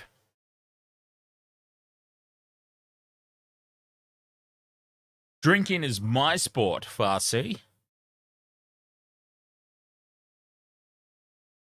That's Intoxi's sport. Haha. Papini, how are you, mate? Oh, good to see you again. Now, Sub gets a chance to spread the legs. Okay, that sounded wrong. But, all right, I've got no way to get myself out of that one. But Sub with some open space at last. Fifth and last, Manly, 10 out. A chance for an attacking kick. Turbo looks back inside. They come back to the open side. A pass to nobody. Oh, it's messy. It's so scrappy. Johns kicks the ball along. Oh, it's just a gigantic mess from Manly at the moment. Headless. Completely clueless.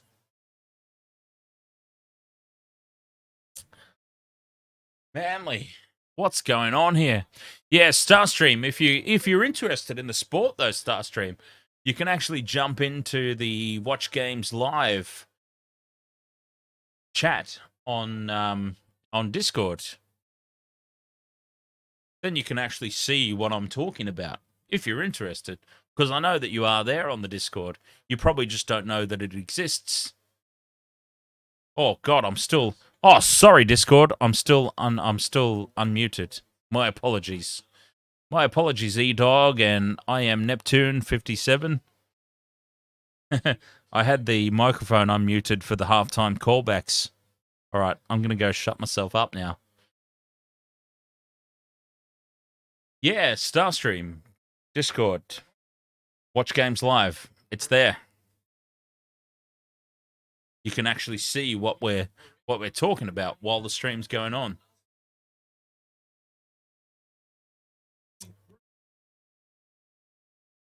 I actually remember there was a time on my gaming channel, Starstream and I did a couple of streams together. And it was very difficult because of the delay in the stream. So she was trying to guide me through a specific game because she's all about that game. So she was trying to guide me through it, but it wasn't quite working because every time she would give me instruction, it was a little bit behind where I was in the actual live stream. It was very awkward. Gamer Mel says, I answered your question. Not sure if I saw it. I did not. Oh, stacking. Hey, have you guys seen that cup stack? Are you being serious, Gamer Mel, or are you just taking the bollocks out of me? I've seen videos about that. Hey, look at this. Selwyn Cobbo, just Mr. Casual Jones. Have I not said throughout the entirety of the first half how Selwyn Cobbo just looks like He's taking it easy out there. Well, he took it a little bit too easy that time. Short dropout. It's going to pay dividends here for the Broncos. There's one that has worked out.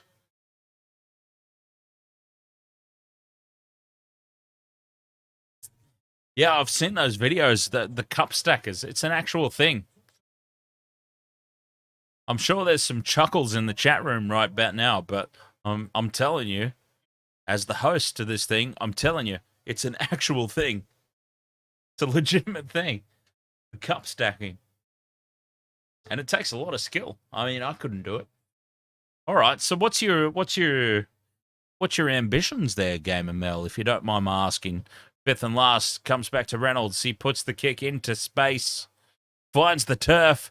He finds Saab to bring it back. 30 out from Manly's line. So, yeah, I mean, is this a competitive thing that you do? Like solo? I know there's like team cup stacking. What's your sort of ambition there? If you don't mind my asking, what's your end game? You're going to be the World Cup stacking champion? Just looking nationally, or?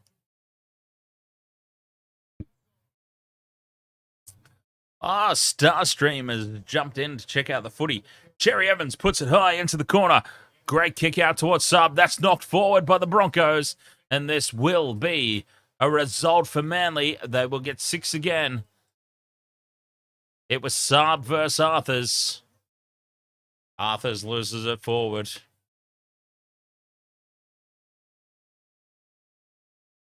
Tackle 1. They need some points on the board. Woods is probably not the... Woods just fell over his own legs. To the line. Paseka is over. He's held up and he's driven backwards. They're just centimetres short here on tackle 3. Manly, they need some points. Out the back to Cherry Evans. Kicks on the 3rd. And Ezra Mam has taken the ball. Cherry Evans, wrong decision. Easy to say that now on reflection, but still, the execution was not right either. Oh, Manly. It's all going downhill for them. It's not getting better. It's getting worse.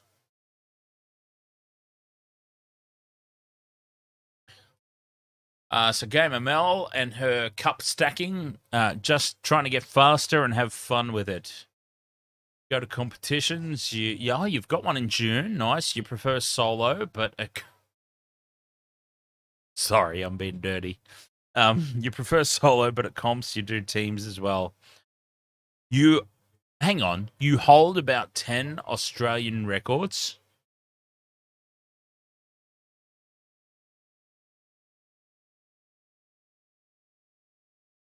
Wow. So you're already at a level where you're a record holder.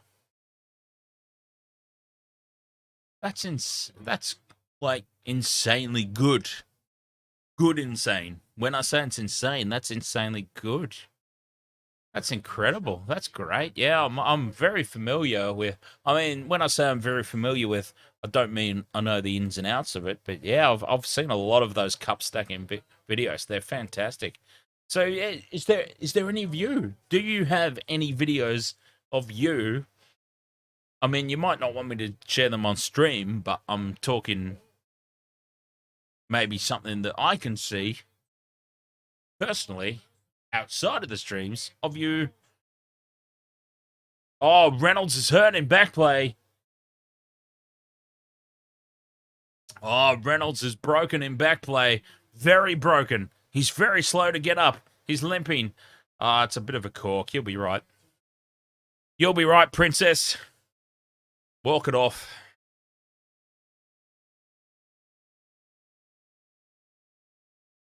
Broncos well on top in this one. 24 minutes to go.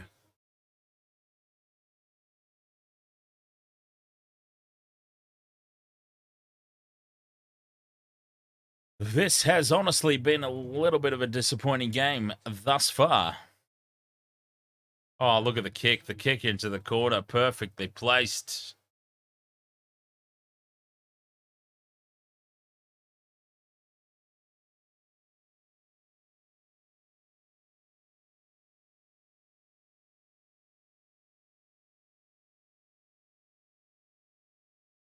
Oh, I agree with that one, Mr. Ed's. Mr. Ed's Dead has said, biggest actors are sports stars. Totally agree with that. Oh, we've seen so many Milky McGees tonight alone. I mean, get prepared for the rest of the weekend.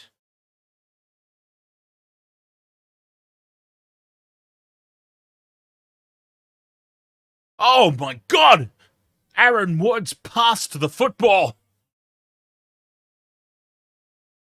Holy hell! Cut out past to Saab. Oh, he doesn't stretch the legs. It was Ezra Mam. He could have. Okay. I am now convinced that Jason Saab is not at 100%. There is absolutely no way. As that ball goes high, and what a take from Walsh. Walsh has just run forward, owned that ball. Aussie Stacks, ahoy! Oh, that's Gamer Mel. Okay, so Gamer Mel actually has a YouTube channel dedicated to stacking. That's fantastic. Reece Walsh just owned that high ball. I'm not convinced that Jason Saab's at 100%. He received that ball in open space, and rather than striding out those big giraffe legs against Ezra Mam, he was one-on-one with Ezra Mam with space on the outside, and rather than striding out those big giraffe legs, he meekly surrendered and cut back in field.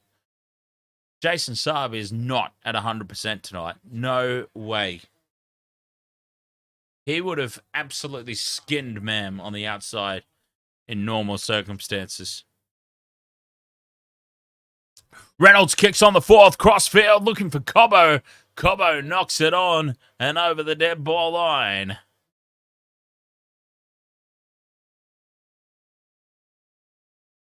Yeah, tell me. There is absolutely no way Jason Saab is 100%. No way. Oops, I still haven't updated the stream. Oh, okay. You might hear stacking in the background, by the way. Oh, God. I've forgotten to update the stream as well. So we've got Manly Sea Eagles versus Brisbane Broncos, for what it's worth. I finally remembered to update it. Good. Oh, that's a high hit from Flegler. Gets away with it. Turbo, loose offload.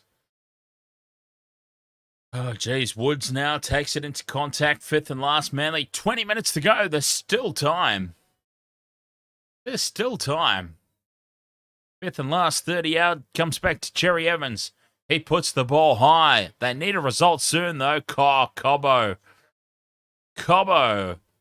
This time, if it's not Walsh, it's Cobbo diffusing the high ball. Broncos doing it easily at the moment. Walters back onto the field for the Bronx. But yeah, geez, the Broncos, they're doing it easy at the moment. I was hoping for a better game than this. I really was. Manly, they're just missing Gerbo in the midfield so much. Walsh steps, jinks, cuts back. He's taken down on halfway.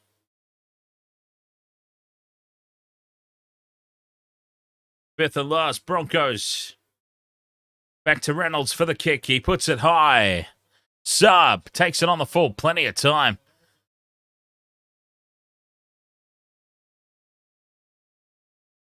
And Manly with 19 minutes to go in this game. Long way to try and get themselves back into this contest, really. Such a long way. 20 points to nil. They have been very disappointing. Very, very disappointing. Cherry Evans out the back to Johns. Flat pass there. It's been touched by the Broncos. Falls back to Johns. It'll be 6 again. 0 tackle. Aioli Sauce takes it forward. Oh my God, he held onto the ball. Sarcastic round of applause for the Aioli Sauce. Woods. No threat of a pass there. Of course. 20 out from the line, though. Manly. To the right they go. Cherry Evans out the back. Turbo's in the line. Cut out pass to nobody. Oh, no. Cut out pass. Finds the turf. Bounces over the sideline. And that just sums up Manly's night. Oh, boy.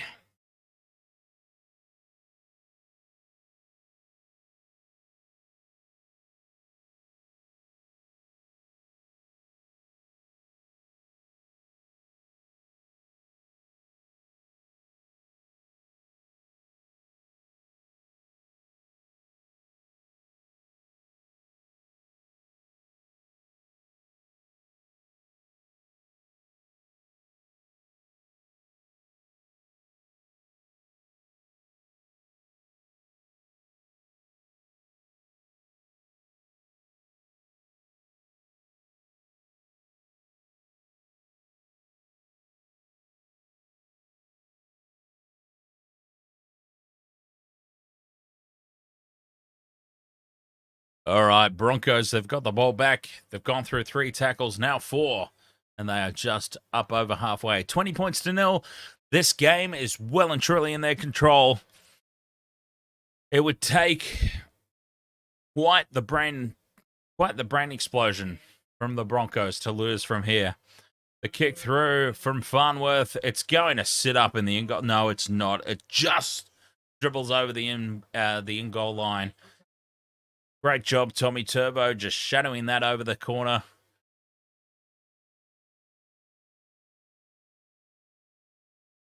Oh, God. Everyone talking about stacks makes me feel like pancakes. Not going to lie.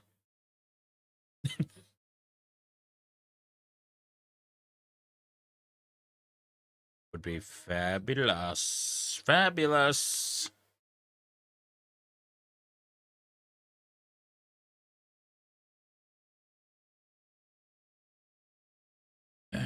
Oh, God. Broncos looking good for the win, but Shaka Hearts, Broncos looking good. Broncos looking good for the win.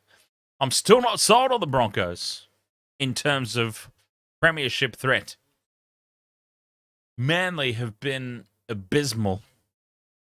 Are the Broncos looking good, or have Manly just been that bad? I'm sorry, Broncos supporters. I'm still not sold.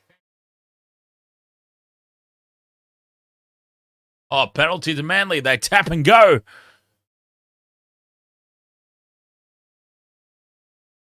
Quick play of the ball. That'll be a set restart. Cherry Evans inside ball.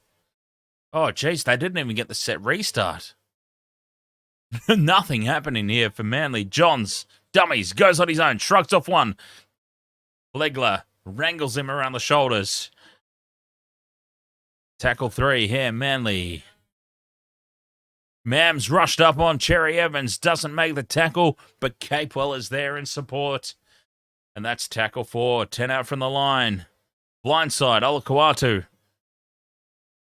5th and last, wasted tackle there. Back to Cherry Evans, crossfield kick, it's low, it's flat. Oh, what a take! Katoni Staggs, or is it Farnworth? It's Staggs. Katoni Staggs.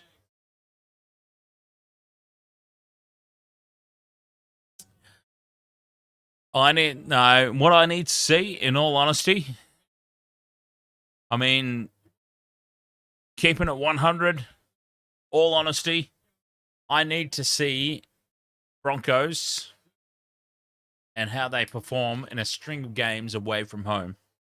In all honesty, I I always worry, or not worry, but I'm not trying to discredit what they've achieved so far, but I'm trying to also be realistic about what they've achieved so far. They haven't had to leave within a bloody.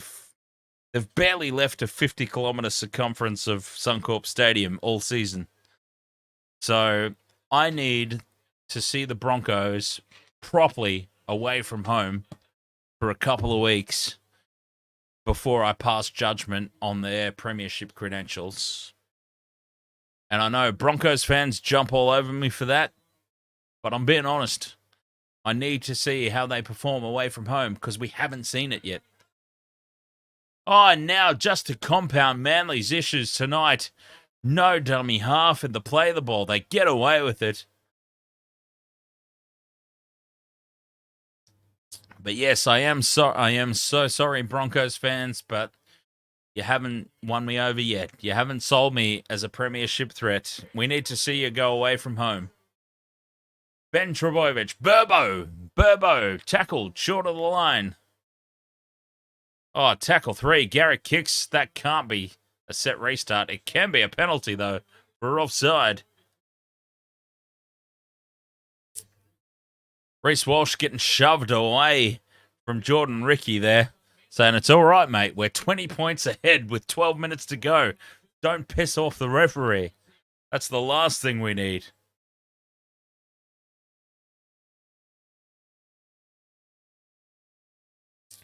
Manly, can they get any points? Ah, Alloy, aioli sauce. Aioli sauce with the knock-on. Can you believe it? Aioli sauce with the knock-on again. It's about his 50th knock-on all season. Honestly, how many times have I called an aioli sauce knock-on? And it's happened again. Are Manly going to get off the duck tonight? Are they going to get off the donuts?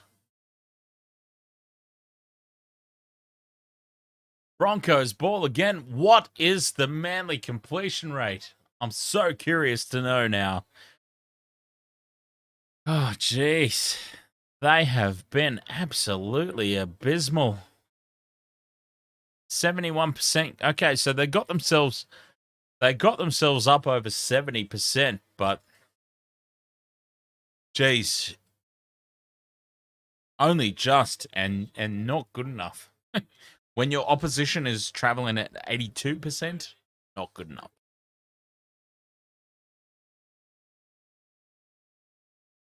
$20 points to Broncos. Cherry Evans, hospital pass across to Kohler. He does well to evade the first tackle. Good run there, Paseka. Fourth tackle, 30 out from the line, midfield here. Manly. Can they get themselves something out of this contest? Turbo, cut out pass is touchdown. Oh, Cobbo's away. He touches the ball up, intercepts it, and that's going to be a hat trick for Selwyn Cobbo. 24 points to 0. Things go from bad to worse for Manly.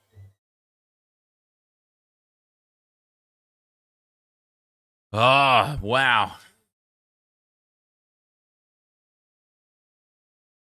It's a magic round nightmare for the Manly Sea Eagles.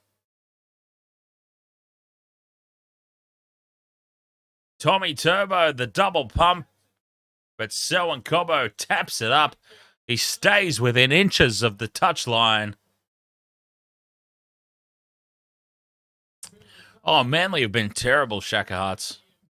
This game has done nothing to sell me on the Broncos. I've got to be honest.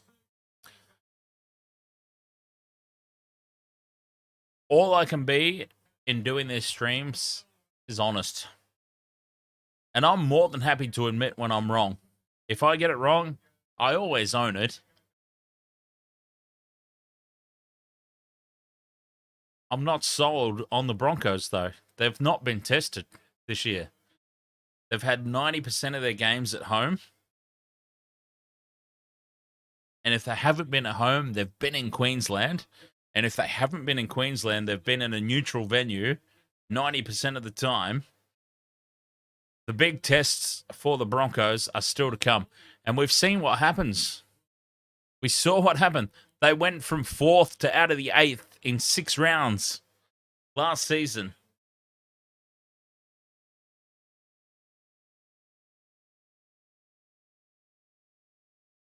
Let's see how they go this season when the real tests begin. Reynolds from just to the right of the post. Easy kick. Over it goes. 26 points to 0.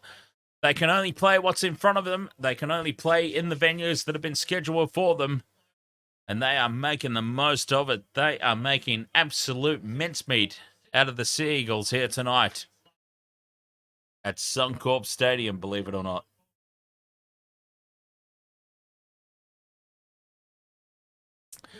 Been a long time since they've had a game at Suncorp Stadium, but here they are. Back again and making the most of it. Taking advantage of those very few home games that they have this season. Cherry Evans, short kickoff. And it falls for Manly. Oh, no, it doesn't. It's corner knock on.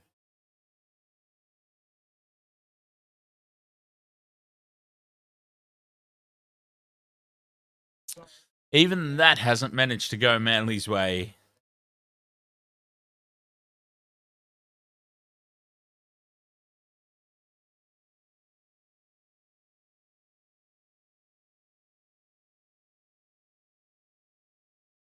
$26 points to 0. 8 minutes to go as we approach full time here. I will stick around for a little bit tonight to do call-ins. I mean, the call-ins haven't been that successful, to be fair. I've had one. Oh, here go the Broncos to score. Reece Walsh pops it back to Farnworth. Brought down from behind. Broncos threatening again. I had a fantastic A1 chat with Dan Jam. So, the first and only call-in so far.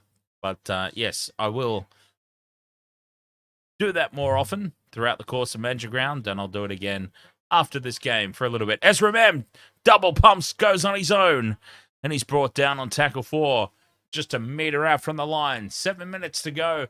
They want more points here, the Broncos, and that will be more points. Herbie Farnworth, you can't keep Herney.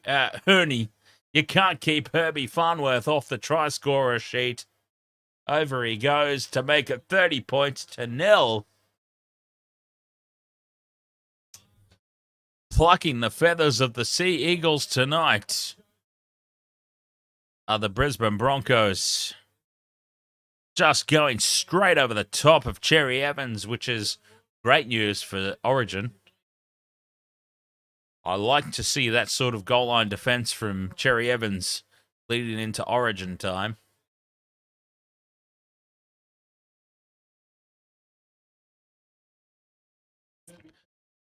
Six minutes, 20 to go. It's just been all Broncos. All Broncos.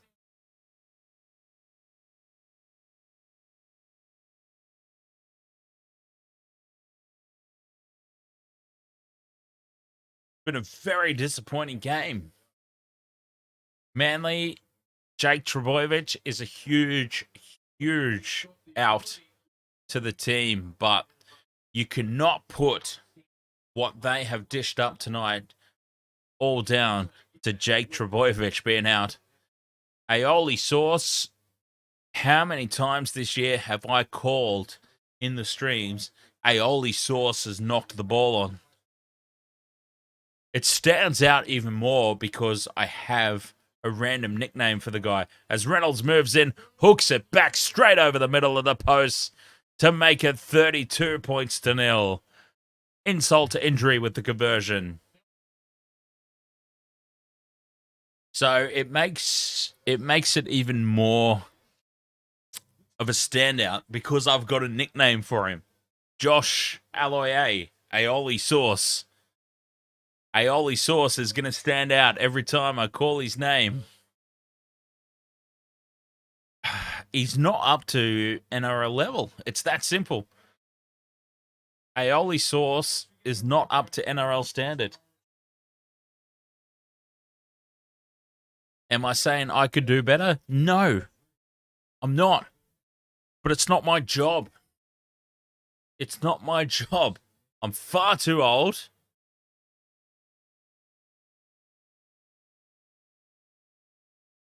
It's not my job to do that.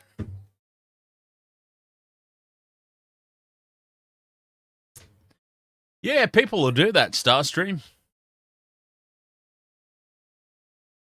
I didn't realise that everybody else was privy to that sound as well, but yeah, people will do that.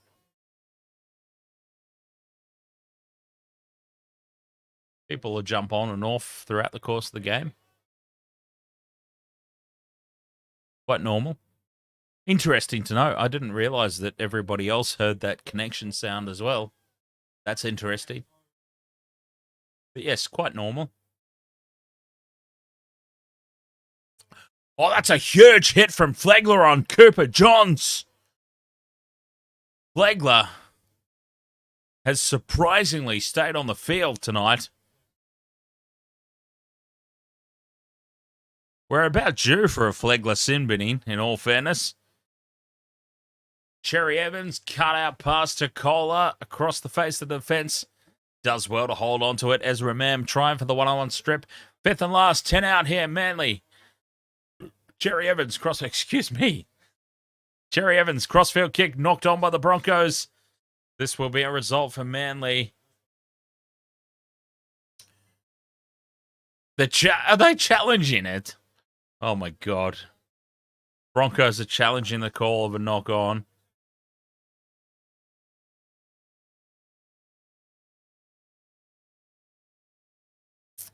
Wow. I mean, wow.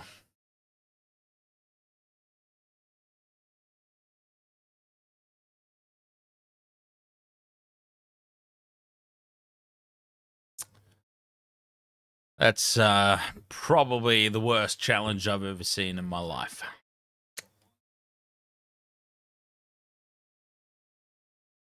But 3.5 minutes to go, 32 points in the lead. I suppose you've got to give an allowance for that, I guess. It's going to be a scrum, though, for Manly. Midfield, 10 out from the line. Can they get some points? The story of the night here is, can Manly get any points at all? Jeez, take a drop goal. Take a droppy, just so that you're not stuck on zero. Would 32 points to 1 be more embarrassing than 32 to 0? I think it would, actually.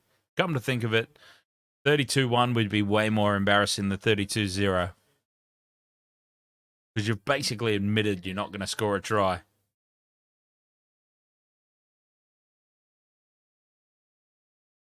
If you take the drop goal, you're essentially conceding that you're not going to score a try. Oh! Blood! Blood. Gallons of the stuff. Look at that.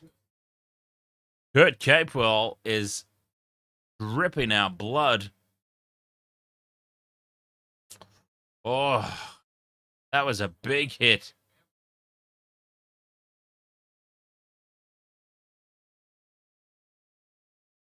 We love the blood. Cool.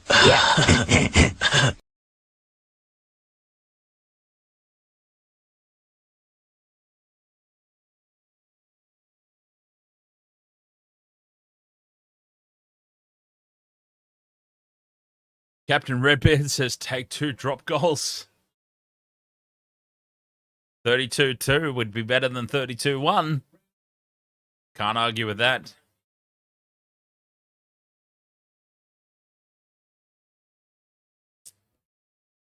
We've got a HIA for a blood nose. Look at that Starstream. Blood. You don't see that in American football, huh?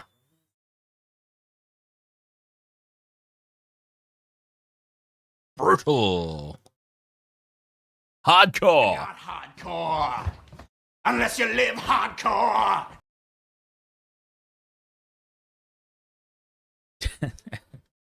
Cherry Evans to the right-hand side. Cherry Evans had a shocker of a game, to be perfectly honest.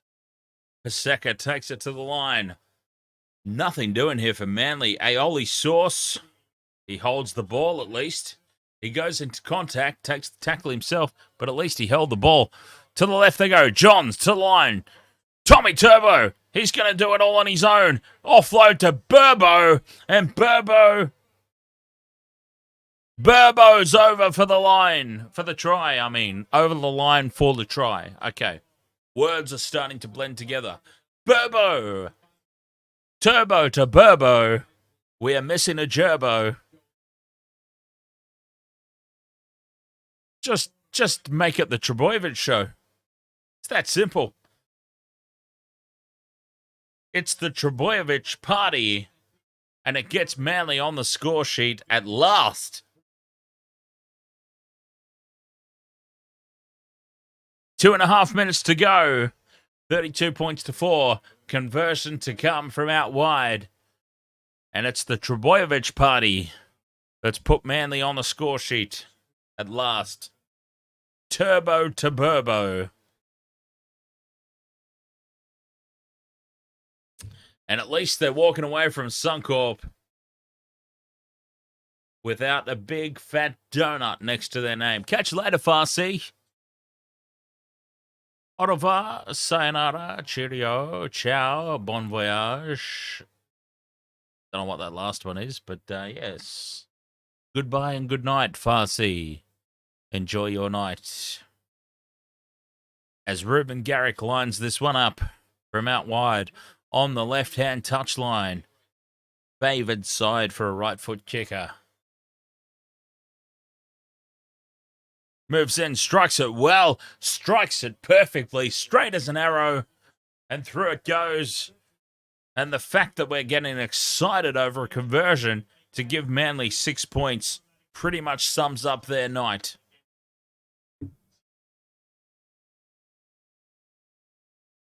$32 points to 6 inside the last 2 minutes. Domination by the Broncos.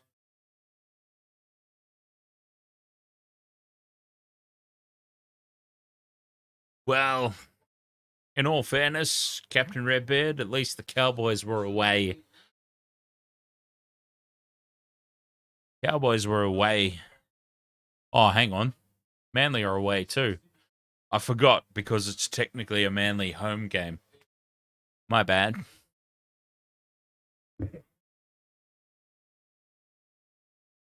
My bad. It's technically... I mean, hang on. No, it's a Manly home game, but they're technically away. The opposite of what I said. Yeah. You got me. You understand what I'm trying to say, even if I didn't say it correctly.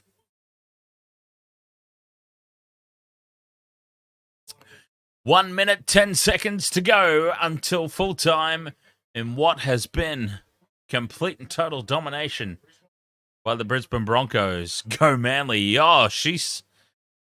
Well, probably shouldn't gender assume in 2023, but that supporter in the crowd seemed to still be excited. Oh, God, Reece Walsh. Okay, I've got to say, in all honesty, if Reece Walsh is bumping you off a tackle, you really seriously... No offense. Okay, well, they didn't bump him off. Benny Burbo just tripped over. I was going to say, in all honesty, and I think you can all agree with me, Broncos supporters or not, can all agree with me in the chat room. If Reece Walsh is bumping you off tackles, you probably need to hit the gym. But we saw the replay. Benny Burbo, he tripped over his own feet. He wasn't shrugged off at all. So, yeah. I mean, I'm sorry. Reece Walsh, quality player when he's on song. But if he's bumping guys off tackles, if he's giving guys don't argues, That guy needs to go to the gym. Full time here, 32 points to 6. Complete, total, domination, annihilation. Broncos sending the home crowd home happy in Magic Round. A big, big victory here in the second game of the opening night of Magic Round weekend. 32 points to 6. What an absolute annihilation of the Sea Eagles we have just witnessed. All right, so a couple of things that we're going to do here. Couple of things. Firstly, we are going to oh God, I think I might have closed it, actually. Do I still have it open? I do still have it open. Fantastic. All right, first thing we're going to do is we are going to check out Aussie stacks. I want to see the cup stacking. I realise the Game ML has just left. It's okay, that makes it even better. Because it means we can talk about it behind her back. Huh? See? I know what I'm doing. Totally know what I'm doing. Alright, so I'm going to share the channel as well. I'm going to share the channel in the chat room. We are going to check out here some stacking. Stacking.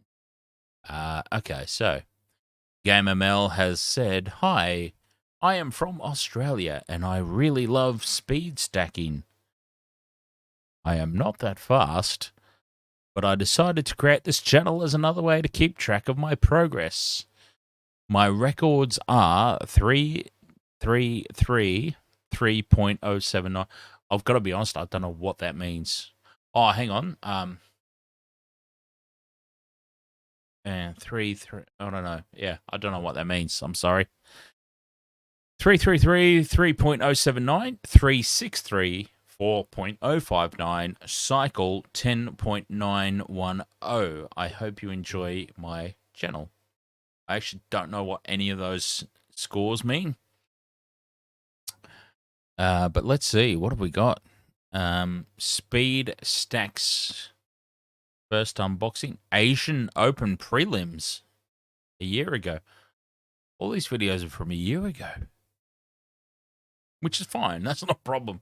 Sorry. I didn't mean that to sound as negative as I said. I was just curious. You haven't done any stacking videos recently, Game ML. What I'm saying is you understand for YouTube channels, you keep content is king. Content is king, Game ML / Aussie Stacks. Got to keep that updated. World Sports Stacking. All right, I'm going to look at the competition training video because it's the shortest one. And I say that meaning no disrespect at all. Game ML, it's just time is of the essence. Time is at a premium right now. Wow, there's an even shorter one next to it. But we'll check these both out. I like the look of that thumbnail. You've got a big stack going up there. I see there's yeah, what we've got 1, 2, 3, 4. We've got 4 high here. We got 4 high. All right, I need to set this up so that everyone else can see it and hear it and everything as well.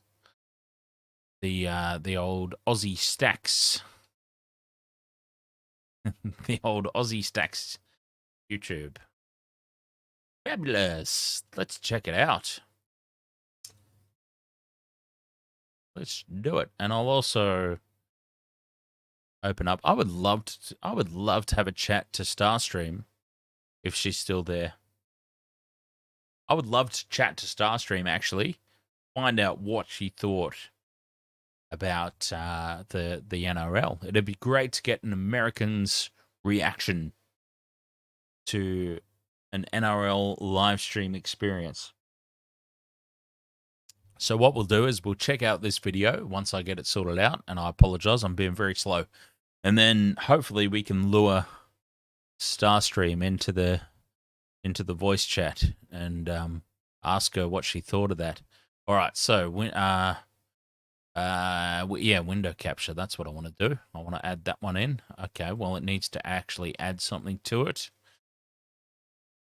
Aussie Stacks. There we go. All right, and I want to check out.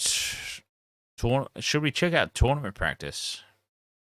I'm going to check out your tournament practice video. Gamer Mel, who is not here. That's actually fantastic. I love that we're checking out this video. She's gone. She's not actually here. So, Gamer Mel from the chat doing the cup stacking, which is an actual honest-to-Christ thing that exists. We're going to bring this up on stream right now for you all to enjoy as well. I'm going to check it out the first time, and we can all check it out for the first time. Yes, indeed, we can. All right. Let's go. Tournament practice.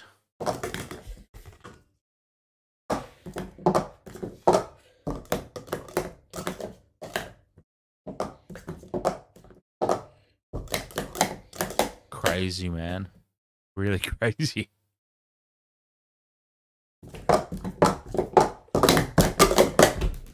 Holy Jesus. All right. Well, you've just got... All right. Okay. We've essentially just got... You captured your warm-up. Honestly, let's watch this again. So at the moment, it's just like, okay, she's just warming up. All right. There was obviously a bit of a fumble there, and it's just a bit of like, who cares? Who cares? Who cares? Who cares? Who cares? All right. Who cares? Yep. One. Put him back. All right. She hits the timer. Boom. Now she's doing it for real. It's like, fuck off. What the hell was that? And now you're sort of watching the... You know what? I'm going to make a recommendation, Gamer Mel. I'm going to make a recommendation that you cut that first part off the video. The testing part.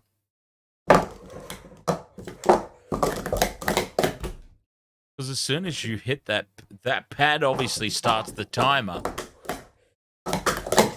Holy hell! Did I just see a cup go flying off the front of the table? Is that a thing that just happened? Did we just see a cup literally go flying? Yes, we did. Oh, look at that. Copped a little bit of a clip. Got a clip there, and off it went flying. And look at that. You've got reserves right there under the bench. There's reserves right there, ready to roll. Don't even need to go and collect it. You've got more ready to roll straight away.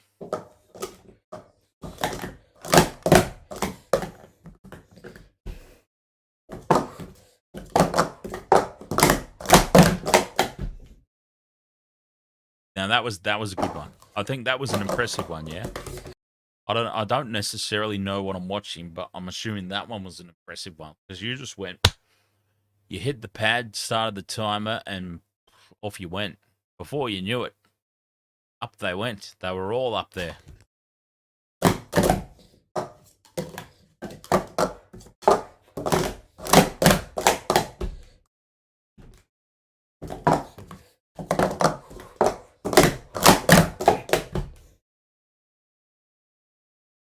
Got to be happy with that one, right? That was flawless.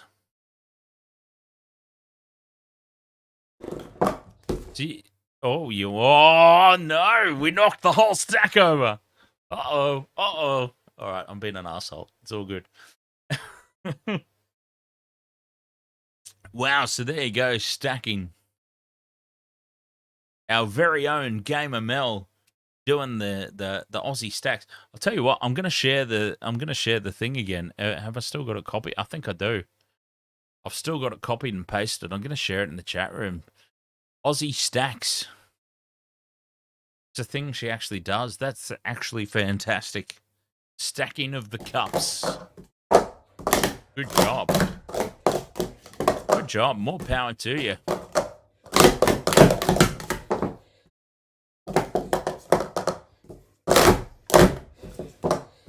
I mean, I don't understand how you get them down so fast. Down they go.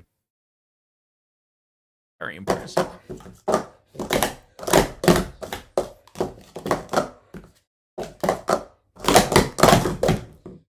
Now, it's all good and well to stack cups one on top of the other and everything like that. But obviously, for someone like myself, a thing that I'm more curious about and I'm more interested in is how quickly can you put drinks like across the bar top and fill them for me to drink. Then now there's a sport. There's a sport right there. In all honesty, that's a sport and a half. All right, so we sort of talked about the, and I think I found it, the Rugby HQ top 5 Falcons, because I really wanted to, I really, really wanted to find this because there was a Falcon in the opening game tonight. It was something I really wanted to find because we saw quite a few years ago, the rugby, someone literally got KO'd with a Falcon. Thanks for staying with us on Rugby HQ. Sean Maloney, ladies and gentlemen, and his top 5. Yes, thank you, Nick. I should clarify for our international viewers. So we got this top top 5 Falcons. It's a ball Falcons. to the head, just like Matty Tamula last weekend, clipped and straight to the turf. Well, that we've bang gone in kick straight to the head. five Down of the he best, went. And I really think you're going to love them. In fact, you're going to love them a whole lot. Let's look at them right now. The top 5 So let's see Falcons more of all them. time, right here in the big screen. These are classics, Cano, Cave. Cano's not here, but he would love this. Lockie McCaffrey. Watch this. The double crossbar Falcon. Doink, Oh, doink. off the crossbar, back into the face. Glenn Jackson just hanging around. Off Lockie McCaffrey. The crossbar Falcon. We don't see enough of this. One last time. Number 4. This is the try assist Falcon, Kurtis. You love this. Look at Sam Whitelock. Boing. Watch where it lands. Boing. Oh, off Whitelock's head into the end goal. Try for the Bulls. The try assist Falcon. Yeah. One more time. It knocks him down. Boing, boing, boing, boing, boing. Right, number 3. Quiet. This is a camel box. Watch this. Oh, this is a good one. Bumper. Referee. Referee is out cold. Fullback says, Mark! Play on. I love that. They thought they'd filled one of the players. In fact, it was a referee. Where am I? Laurie Fisher. You're in Mackay, my man. Number 2. Wow, oh, wow. Let's go to the high veld cave. I remember Hey, you guys were all there for this game. What a great All 3 of you. Yeah, look at that. Kurt. Ah, it's not as good as the last one. Moments later. He's kicked it. And he'll figure again for number 1. What? As he very nearly takes Corey Jane's head clean off at the SFS. Quite on the Oh, this is the one. Boom. Oh, he's out cold. He is out cold after that. Times, guys. Because it's special. Corey doesn't know what's hit him. Bang! How can you not laugh? Hey, Mano, you were there for that game as well. In fact, I think you were there for every single one of those Falcons. Bar the I'm a Falcon whisperer. Great one. All right. Wasted World of Sports Magic Round is underway. We saw one good game. We saw one complete and utter spanking.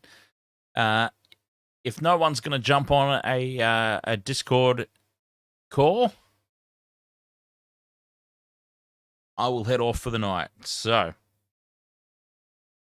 last call for call-ins. Little bit of radio callback central. If you would like to jump on a call with me to close out the night, feel free to do so. Otherwise, absolutely fine. I'm going to have a quick break on the Discord. Voice channels down the bottom. Jump in the waiting room, and you'll be all good to go when I come back. Otherwise, we'll sign off.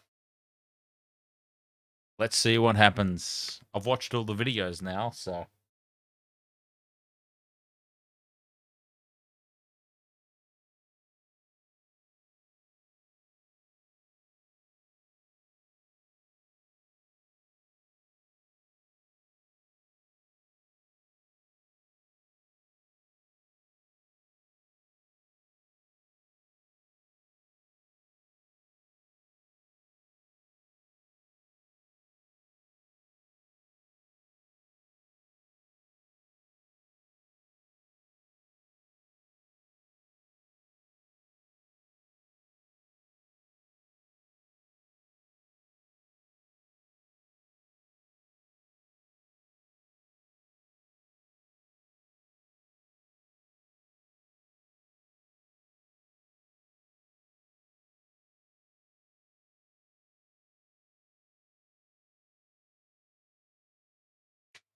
All right. Wasted Water Sports Magic Round is underway. A very good game between the Canberra Raiders and the Canterbury Bulldogs. A little bit of a miserable night for Manly. Disappointing to see from them. But we'll be back for all the action tomorrow. Magic Round coming up. Actually, let's suss it out. Let's suss out the rest of the draw before we head off. All right, so tomorrow,